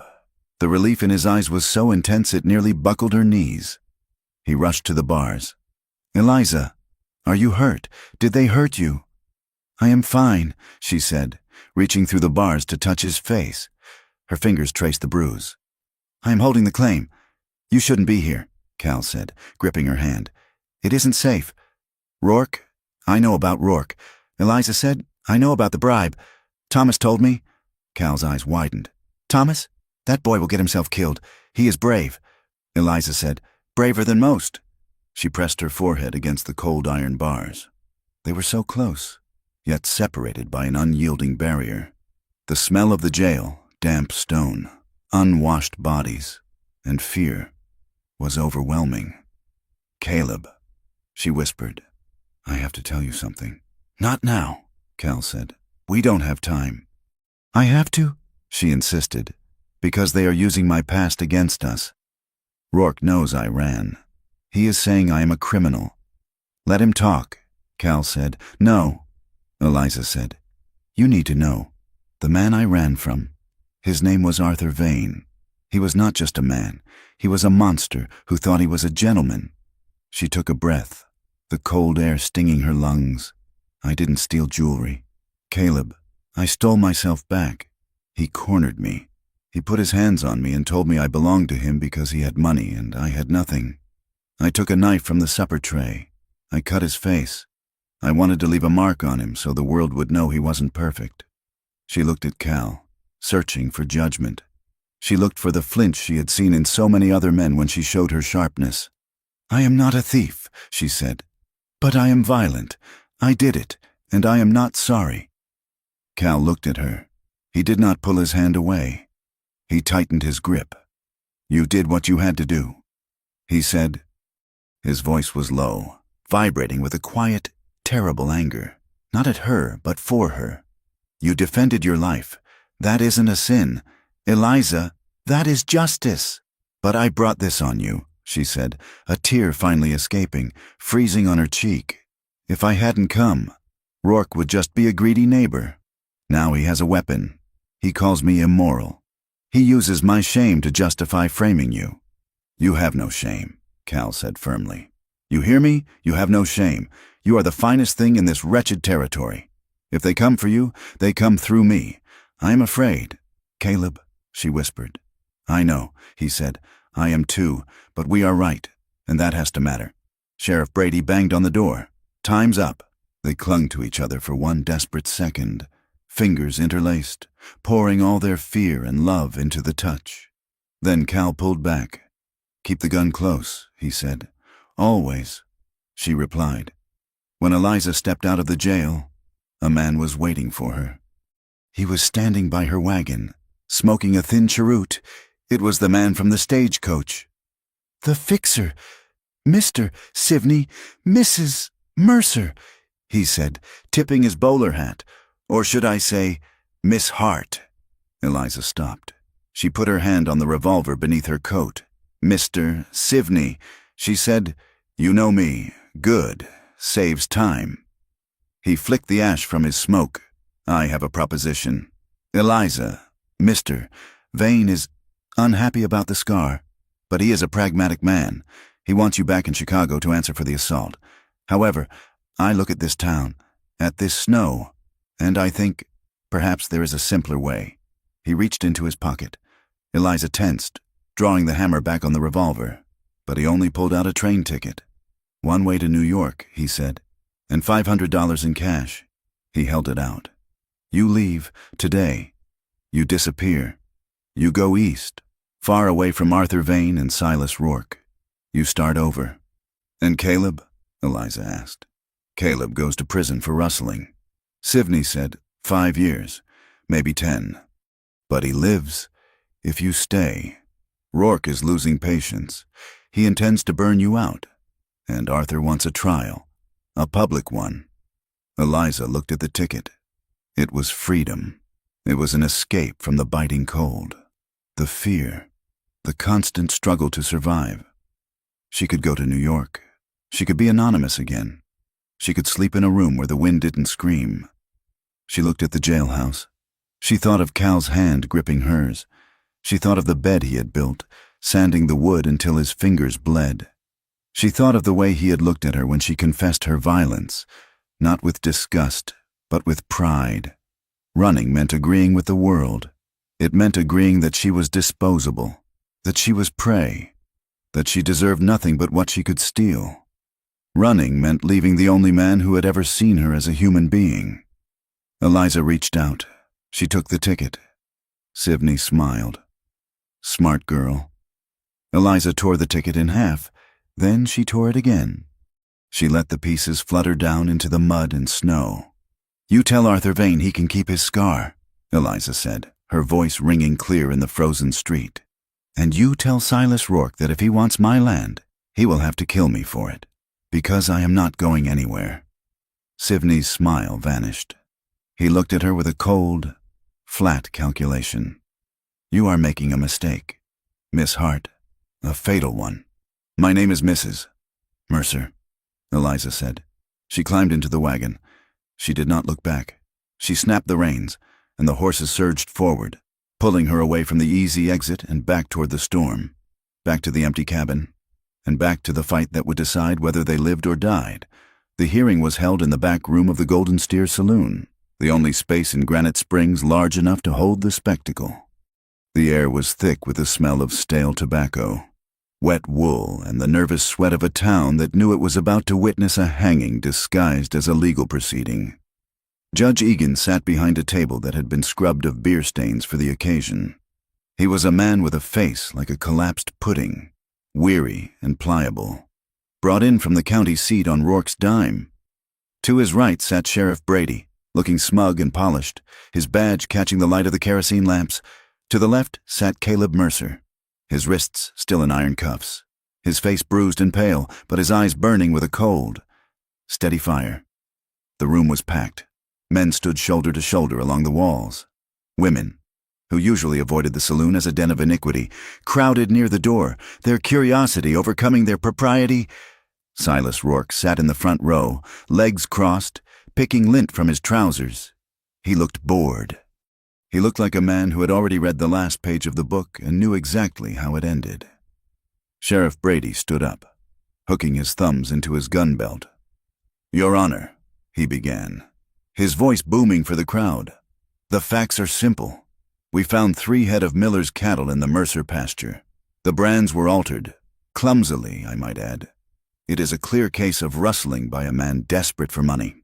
We ask for the maximum penalty, the crowd murmured. In the West, stealing a man's horse or his cattle was a sin greater than murder. Murder was often passion. Theft was a character flaw. Judge Egan peered over his spectacles. Mr. Mercer, do you have anything to say? Cal stood up. The chains rattled. I did not take them, he said. His voice was rough, unused to pleading. The snow was too deep to move a herd. Anyone who works stock knows that. They were planted. Brady laughed. Planted? That is a rich imagination. Son, who would plant good beef in a blizzard? It was then that the door at the back of the room opened. A draft of freezing air cut through the smoke, silencing the murmurs. Eliza Mercer walked in. She was dressed in her best woolen skirt and a heavy coat, her hair pulled back severely. She looked small in the cavernous room, but she walked with the terrifying purpose of a woman who has burned her bridges. Behind her walked the Reverend Josiah Hale, clutching a Bible, and Thomas, the stable boy, who looked as if he might vomit from terror. I have a witness, Eliza said. Her voice was not loud, but it carried to every corner of the room. Judge Egan frowned. This is highly irregular. Mrs. Mercer, the sheriff has presented the evidence. The sheriff has presented a lie. Eliza said. She walked to the front of the room, ignoring Rourke, who had stiffened in his chair. She turned to the crowd. She looked at the faces that had mocked her, the women who had shunned her. You all know my husband, she said. You know he is a quiet man. You know he works hard. But you also know Silas Rourke. You know he wants the water that runs through our land. She gestured to Thomas. Thomas, tell the judge what you heard. Thomas stepped forward. He was shaking so hard his teeth clicked together. He looked at Rourke, then at the floor. I was in the alley, Thomas stammered. Behind the office? Speak up, boy, Brady barked. Josiah Hale placed a hand on Thomas's shoulder. The truth. Thomas, God is listening. Thomas took a breath. He squeezed his eyes shut. I heard Mr. Rourke. He said, the words tumbling out. He gave the sheriff a bag of gold. I heard the coins clink. He told the sheriff to wait until the snow covered the tracks. He said the Crouch brothers moved the cattle on Tuesday night. The room exploded. Shouts of disbelief and anger clashed in the air. Rourke stood up, his face flushing a dark, angry red. This is absurd, Rourke shouted over the noise. You are going to take the word of a cripple and a mail-order bride over a pillar of the community. Sheriff Brady stepped forward, his hand dropping to his gun. The boy is simple-minded, Your Honor, and the woman. Well, we all know about the woman. He turned his sneer on Eliza. We have a warrant from Chicago. Your Honor, this woman is a fugitive. She is wanted for assault and theft. She is a violent criminal who seduced this man and led him to ruin. She is a liar by trade. Are we to trust the word of that kind of woman? The slur hung in the air, heavy and poisonous. It was designed to shame her, to strip her of her credibility by attacking her virtue. Eliza did not flinch. She did not look down.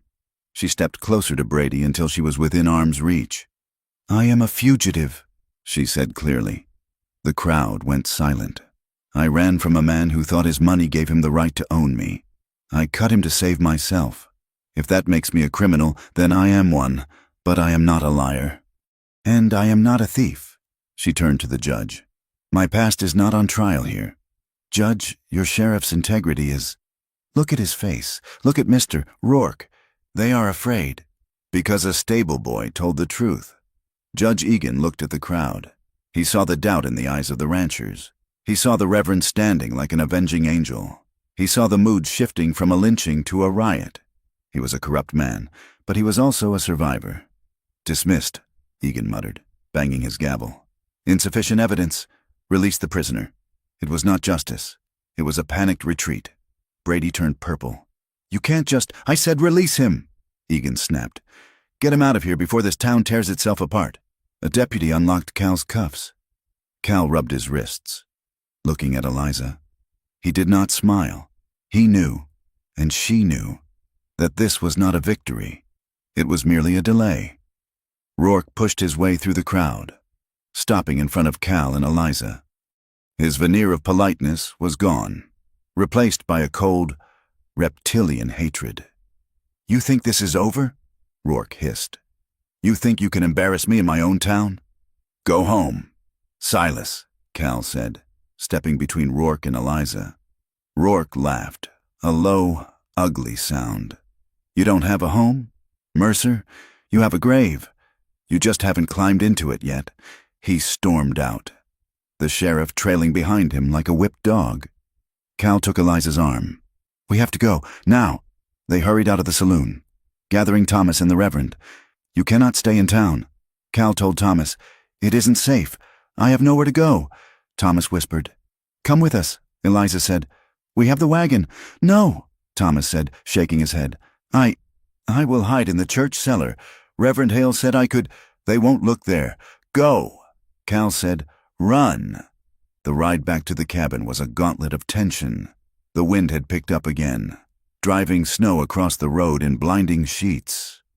Cal drove the horses hard, his eyes scanning every ridge, every cluster of trees.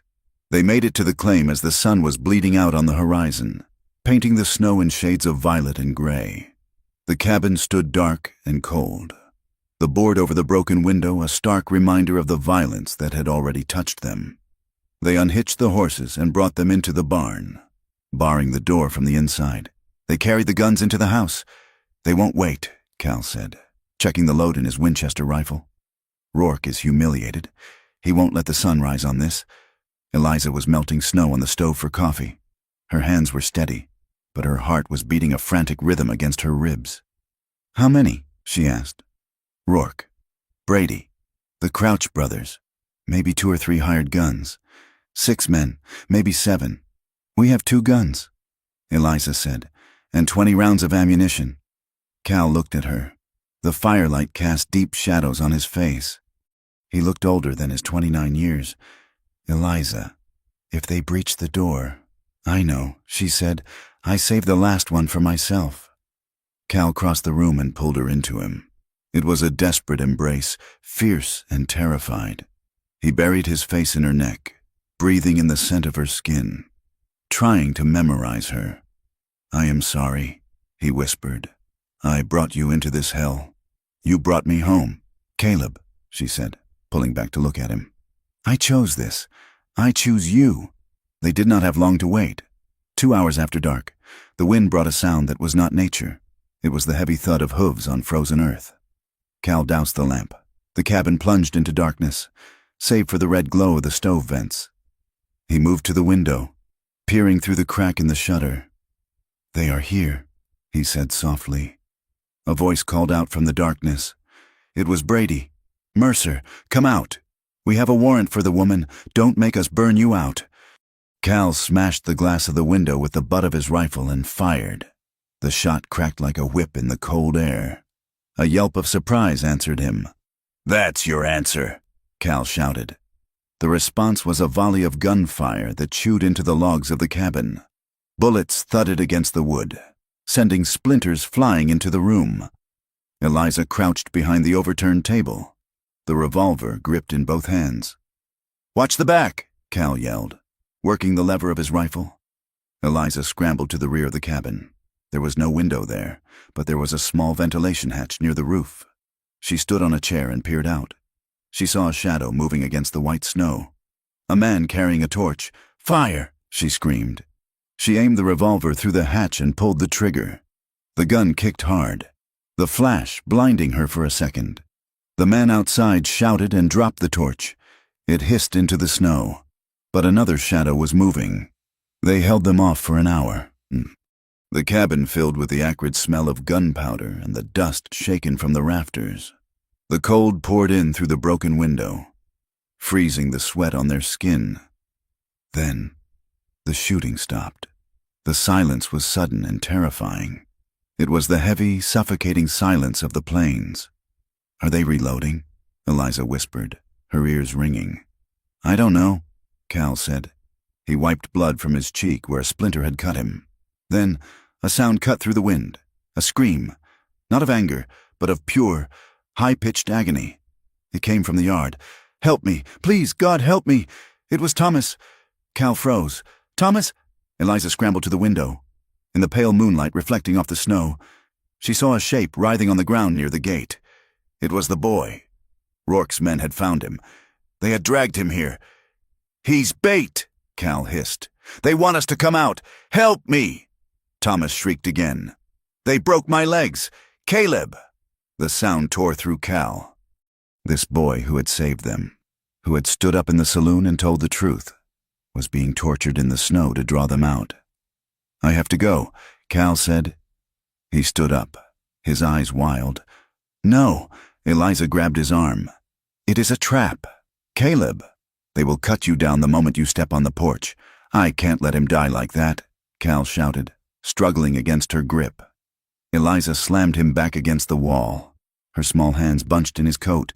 "If you go out there, you die, and then Thomas dies anyway, and then they come for me. Do you understand?" Cal stared at her, his chest heaving. The screams outside continued, weaker now, sobbing. "Then what do we do?" Cal choked out.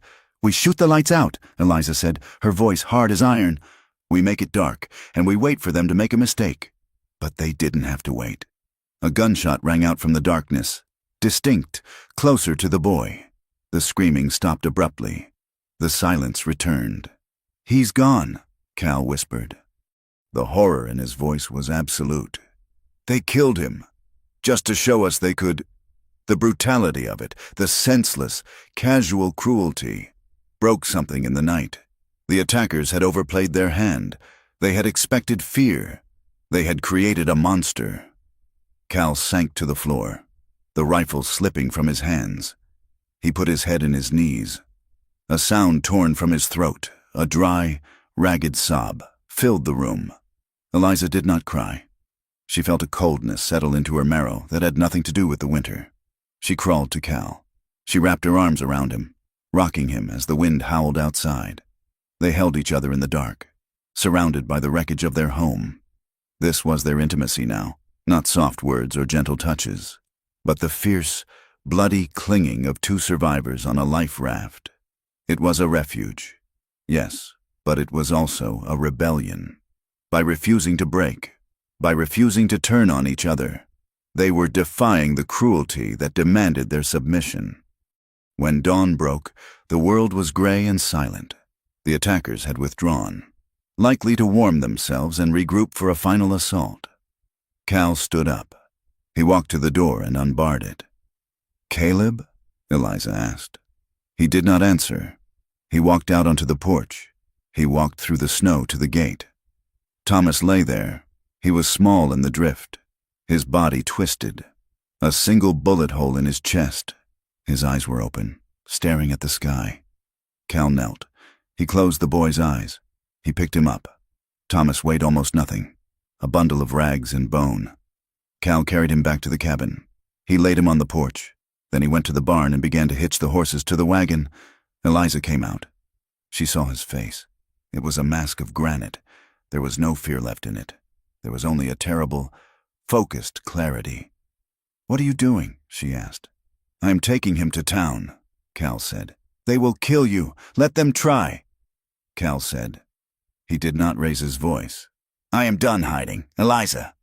"I am done running. I am taking this boy to the sheriff's doorstep, and I am going to end it." Eliza looked at him. She saw the darkness that threatened to consume him, the vengeance that had ruined the men she knew in the city. But she also saw the justice in it. She went into the house. She came out with the shotgun and the revolver. She climbed onto the wagon seat. "Then we go together," she said. Granite Springs was waking up. Shopkeepers were sweeping the boardwalks. The sun was trying to break through the clouds. The wagon rolled down the main street. It was a ghostly sight. The horses were breathing steam. Cal and Eliza sat on the bench, covered in soot and blood. And in the back, wrapped in a quilt, lay the body of a boy. People stopped. Silence rippled down the street like a wave. Cal pulled the horses up in front of the sheriff's office. He set the brake. He got down. He walked to the back of the wagon and lifted Thomas's body. He walked up the steps of the jail and laid the boy down in front of the door. Then he stepped back and shouted, Brady! Rourke! Get out here! The door opened. Sheriff Brady stepped out, a coffee cup in his hand. He froze when he saw the body. Rourke appeared behind him, looking impeccable in his suit. He looked at the boy, then at Cal. "A tragic accident," Rourke said loudly. Addressing the gathering crowd, "The boy must have got caught in the crossfire. We told you, Mercer is dangerous. Liar!" Cal's voice cracked like a thunderclap. He pointed a shaking finger at Rourke. "You sent your dogs to my house. You tortured this boy in my yard to make me come out. You executed him because he told the truth." "That is slander," Brady shouted, reaching for his gun. "You are under arrest for murder." Cal didn't move. He stood his ground, his hand hovering near his own holster. But it was Eliza who spoke. She stood on the wagon seat, the shotgun resting on her shoulder. "Look at the boy," she screamed at the town. "Look at him! He swept your floors. He chopped your wood. Was he dangerous? Was he a threat?" The crowd surged forward. They looked at Thomas's small, broken body. They looked at the blood on the snow. "Mrs." Gable pushed her way to the front. "That is Thomas," she whispered. He fixed my fence last week. He was a good boy." Martha the midwife shouted from the back. "And you killed him." The mood turned. It shifted from curiosity to horror, and then to anger. This was not a dispute over water rights anymore. This was the slaughter of an innocent. This was a line crossed. Rourke sensed the change. He saw the way the men were looking at him, not with fear, but with disgust. "Sheriff," Rourke barked. "Arrest them! Shoot them if they resist." Brady drew his gun. Cal drew faster. It was a motion born of 7 years of repressed rage. The Colt cleared leather and barked once. The gun was shot out of Brady's hand. The sheriff yelped, clutching his shattered fingers, dropping to his knees. Rourke panicked. He saw the wall of the community closing in. He saw Cal's gun turn toward him. He reached inside his coat, pulling a small derringer. "Cal!" Eliza shouted. Cal fired again. The bullet caught Rourke in the shoulder, spinning him around. He fell hard against the wall of the jail, sliding down to the boardwalk, clutch in his wound. Cal walked up the steps. He stood over Rourke. He cocked the hammer of the Colt. "Do it!" Rourke gasped, grinning through blood. "Make yourself a murderer. Hang for it." Cal looked down the sights. He wanted to. God, he wanted to. He wanted to wash the memory of Thomas's screams away with Rourke's blood. His finger tightened on the trigger. "Caleb!" Eliza's voice cut through the red haze. She had climbed down from the wagon. She stood at the bottom of the steps. "Don't," she said. "He isn't worth your soul." Cal looked at her. He saw the woman who had come from the city with nothing but a carpetbag and a knife. He saw the partner who had held him through the fever. He saw the reason he wanted to live. He slowly lowered the hammer. He holstered the gun. "He is yours," Cal said to the town. The crowd moved in. Hands grabbed Rourke. Hands grabbed the sobbing sheriff. It was not a lynch mob, not quite. It was a community taking out the trash. Judge Egan appeared in the doorway, pale and shaking. He looked at the scene, the wounded tycoon, the broken sheriff, the dead boy, and the silent, armed couple. "Take them into custody." Egan squeaked. I will send for the U.S. Marshal."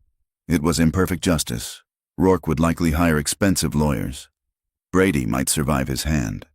But their power was broken. The fear was gone.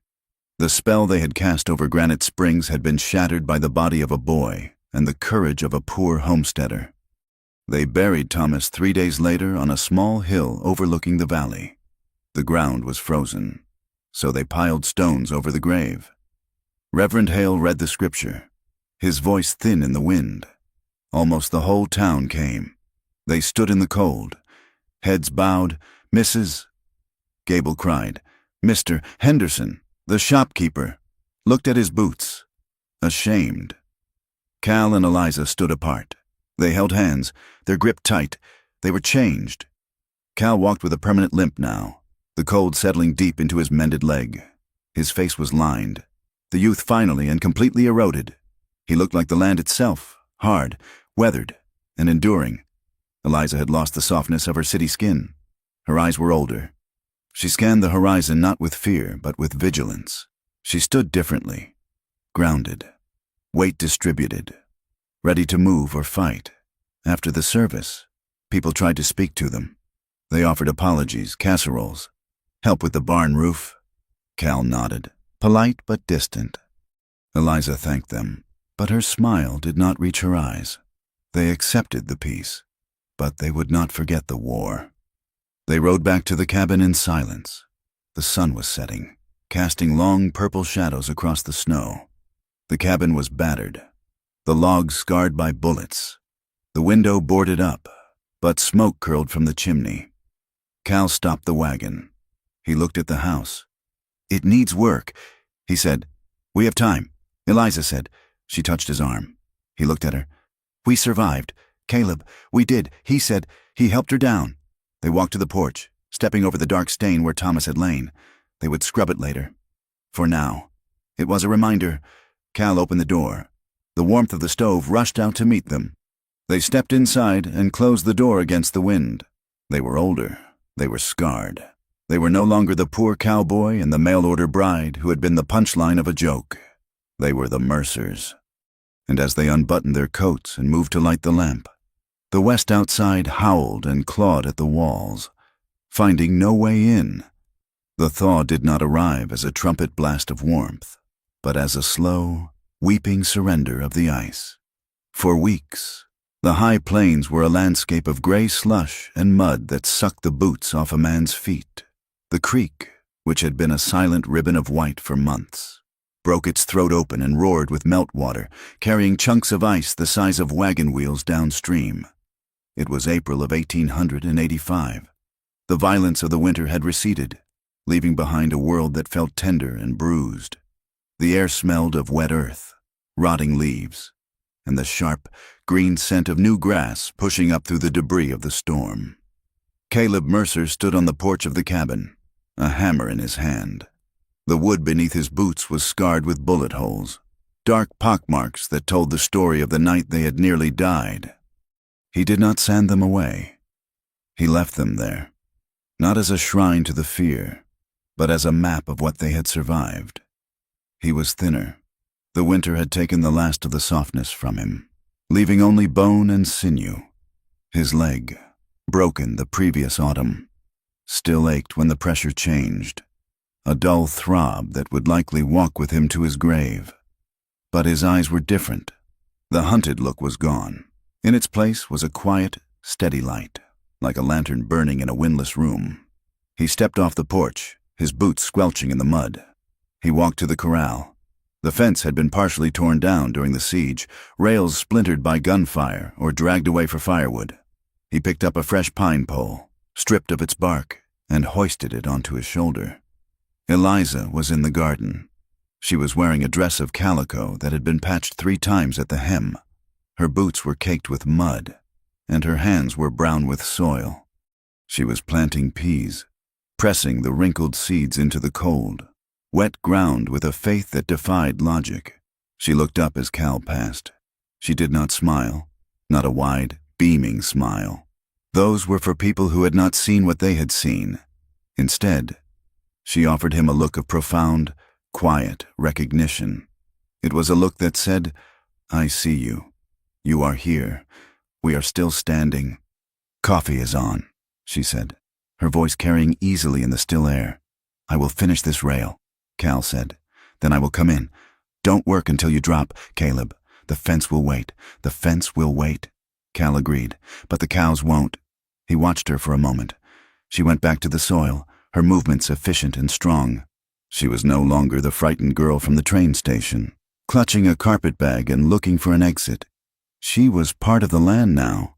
She had bled into it, and it had bled into her. They were rebuilding. It was not a grand restoration. They did not have the money for new lumber or glass panes to replace every scratched surface. They used what they had. Cal straightened the barn door. Rehanging it on leather hinges he cut from an old saddle. Eliza scrubbed the soot from the walls, though the faint smell of smoke lingered in the cabin like a memory. They were hammering their world back into shape. one nail at a time. It was honest work. It was the work of reclaiming a life that others had tried to declare forfeit. The town of Granite Springs had changed, too, though human nature was slower to thaw than the ice. When Cal and Eliza rode into town 2 weeks after the snow melted, the reception was not warm, but it was no longer hostile.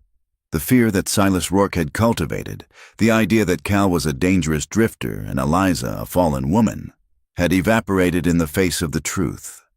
Rourke was gone, sent to a hospital in Denver to nurse his shattered shoulder. And then, rumor said, to face a federal inquiry that would likely strip him of his holding. Sheriff Brady was no longer wearing the star. He sat on his porch, nursing a mangled hand, a ghost in his own town. But prejudice was a habit, and habits were hard to break. Eliza walked into the mercantile with a basket of eggs to trade. Mr. Henderson was behind the counter. He looked at her, then looked away, shifting his weight uncomfortably. Mrs. Mercer, he mumbled. Mr. Henderson, Eliza said. She placed the basket on the counter. 2 dozen. Fresh. Henderson looked at the eggs. He looked at the woman.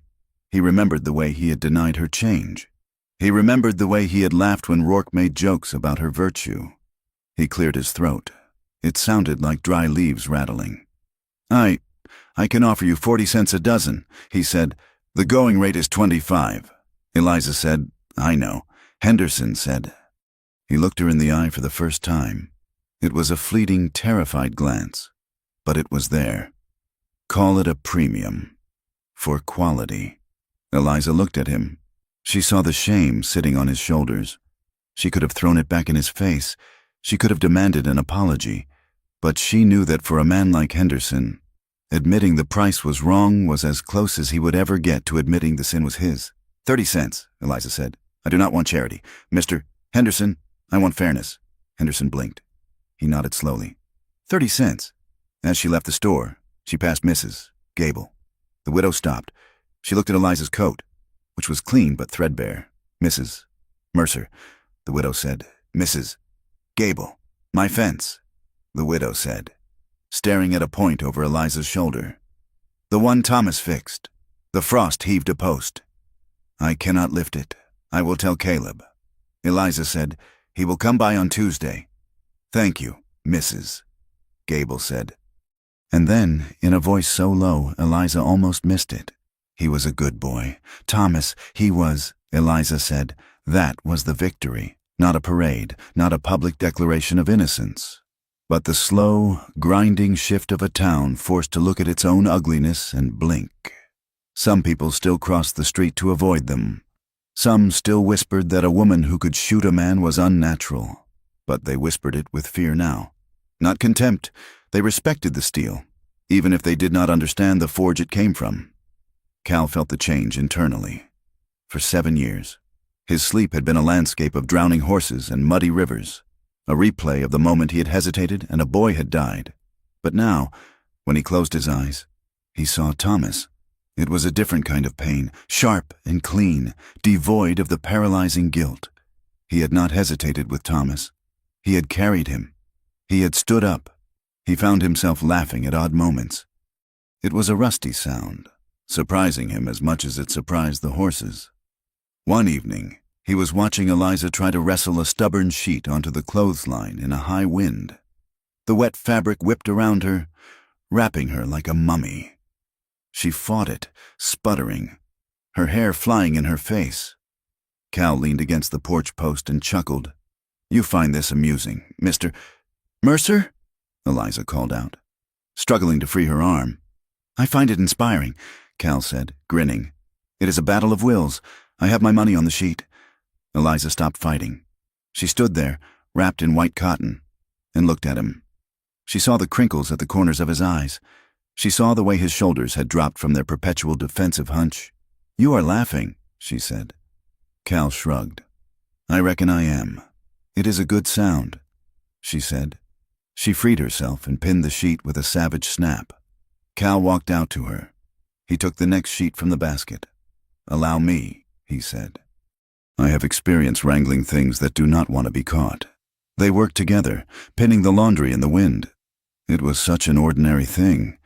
A year ago, Cal would have done it alone, in silence, feeling the emptiness of the world pressing in. Now, it was a shared task, a small domestic ritual that felt like a sacrament. Eliza found her own dignity in these moments. She baked bread, kneading the dough with a violence that exercised the memories of Arthur Vane and the Chicago mills. She walked into town with her head high, refusing to shrink, refusing to apologize for her existence. She had learned that dignity was not something given by a judge or a rich husband. It was something you manufactured yourself, from the raw materials of survival and self-respect. But the true center of their rebuilding was the bed Cal had built in the autumn, the one made of white oak and desperation, had survived the attack.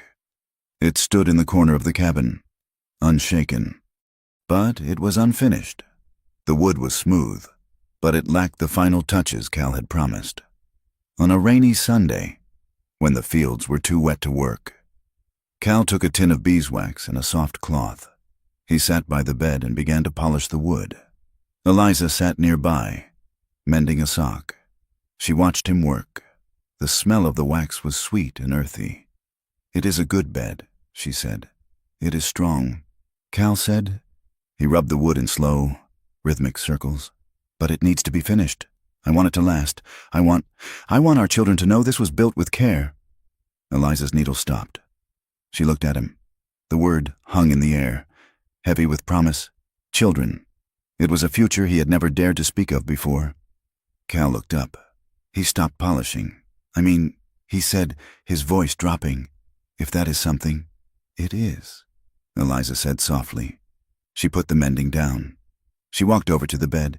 She sat on the edge of the mattress. Cal put the wax tin on the floor. He sat beside her. The rain drummed on the roof, a steady, comforting rhythm. The cabin was warm. The lamp cast a golden circle around them. They looked at each other. There was no desperate hunger now, no frantic grasping for comfort in the face of death. There was only a deep, abiding gravity.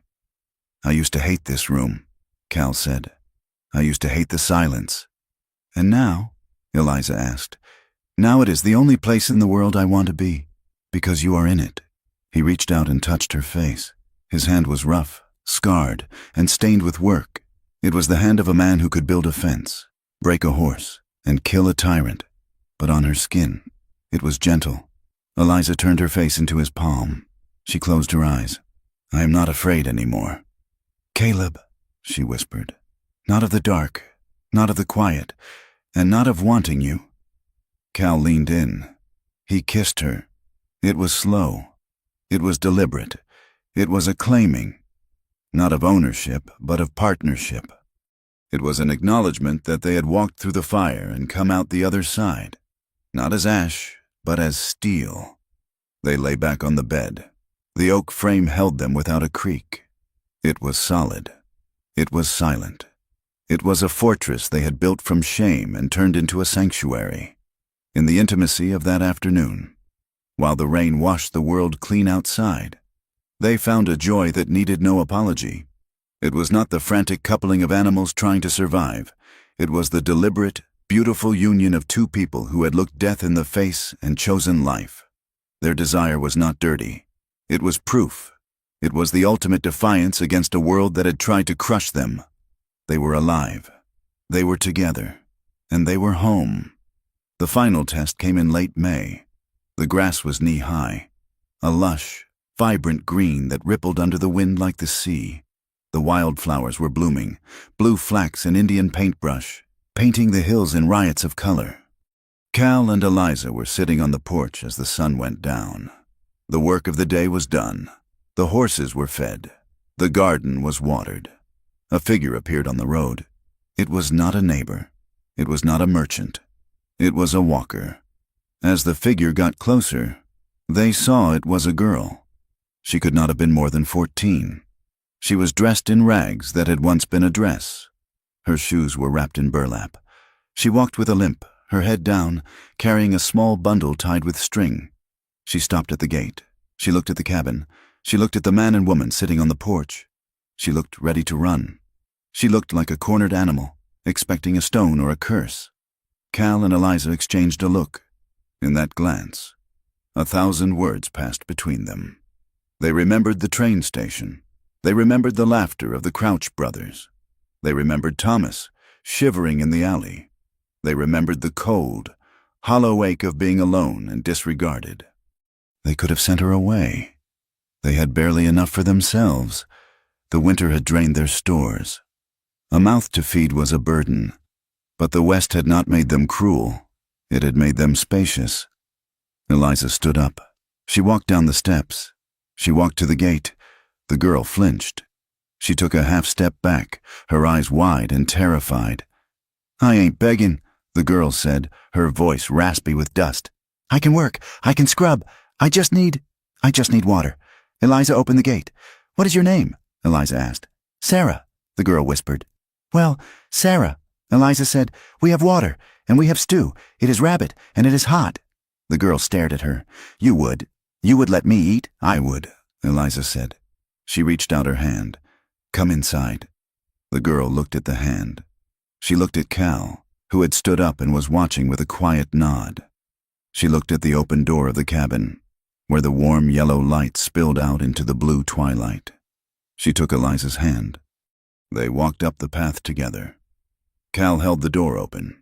He looked at the girl, and he saw the echo of Eliza. He saw the echo of himself.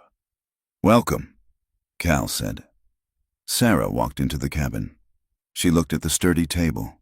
She looked at the fire in the stove. She looked at the bed in the corner, with its polished oak posts and clean quilt.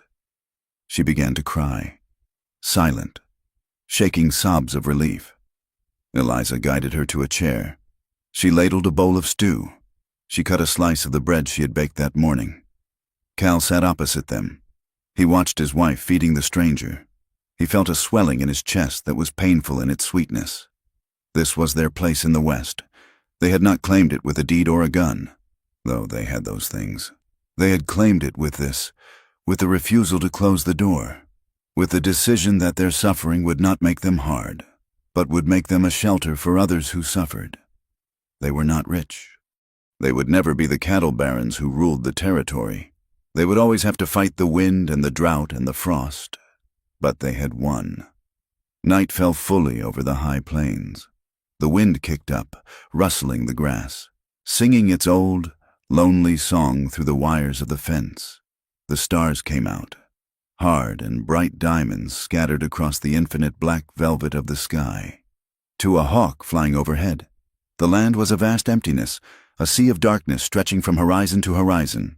But in the center of that darkness, there was a light. It burned in the window of a small, timber cabin. It was steady. It was warm. Inside, the lamp illuminated a room that was clean and mended. It shone on a bed built of white oak, strong enough to last 100 years. It shone on a young girl sleeping by the stove, safe for the first time in her life. And it shone on a man and a woman standing by the window, looking out at the night. Cal put his arm around Eliza. She leaned her head against his shoulder. They did not speak. They did not need to. They listened to the wind, and they did not fear it. They were the neighbors who had been laughed at. They were the poor cowboy and the desperate bride. They were the punchline that had become a prayer. They stood there, two silhouettes against the glass, anchored by the roots they had driven into the rock. The West was vast, and it was cruel, and it gave nothing freely. But they had carved a space in it. They had built a home from the wreckage of their lives. And as the wind swept over the grass, rushing toward the mountains, it passed over a house that would not fall, occupied by two people who were still standing, together. Thank you for listening to this story. It has been a journey through the dust, the snow, and the resilience of the human heart. And I am grateful you walked this path with Cal and Eliza. I would love to know where you are listening from. Please leave a comment and share your location with our community. If you enjoyed this tale of the American West, please consider subscribing to From Wild West so you never miss a new story. And finally, I invite you to share your thoughts in English in the comments below. Tell me what you felt, what you saw, and what this story meant to you. Until next time, keep your lamp burning.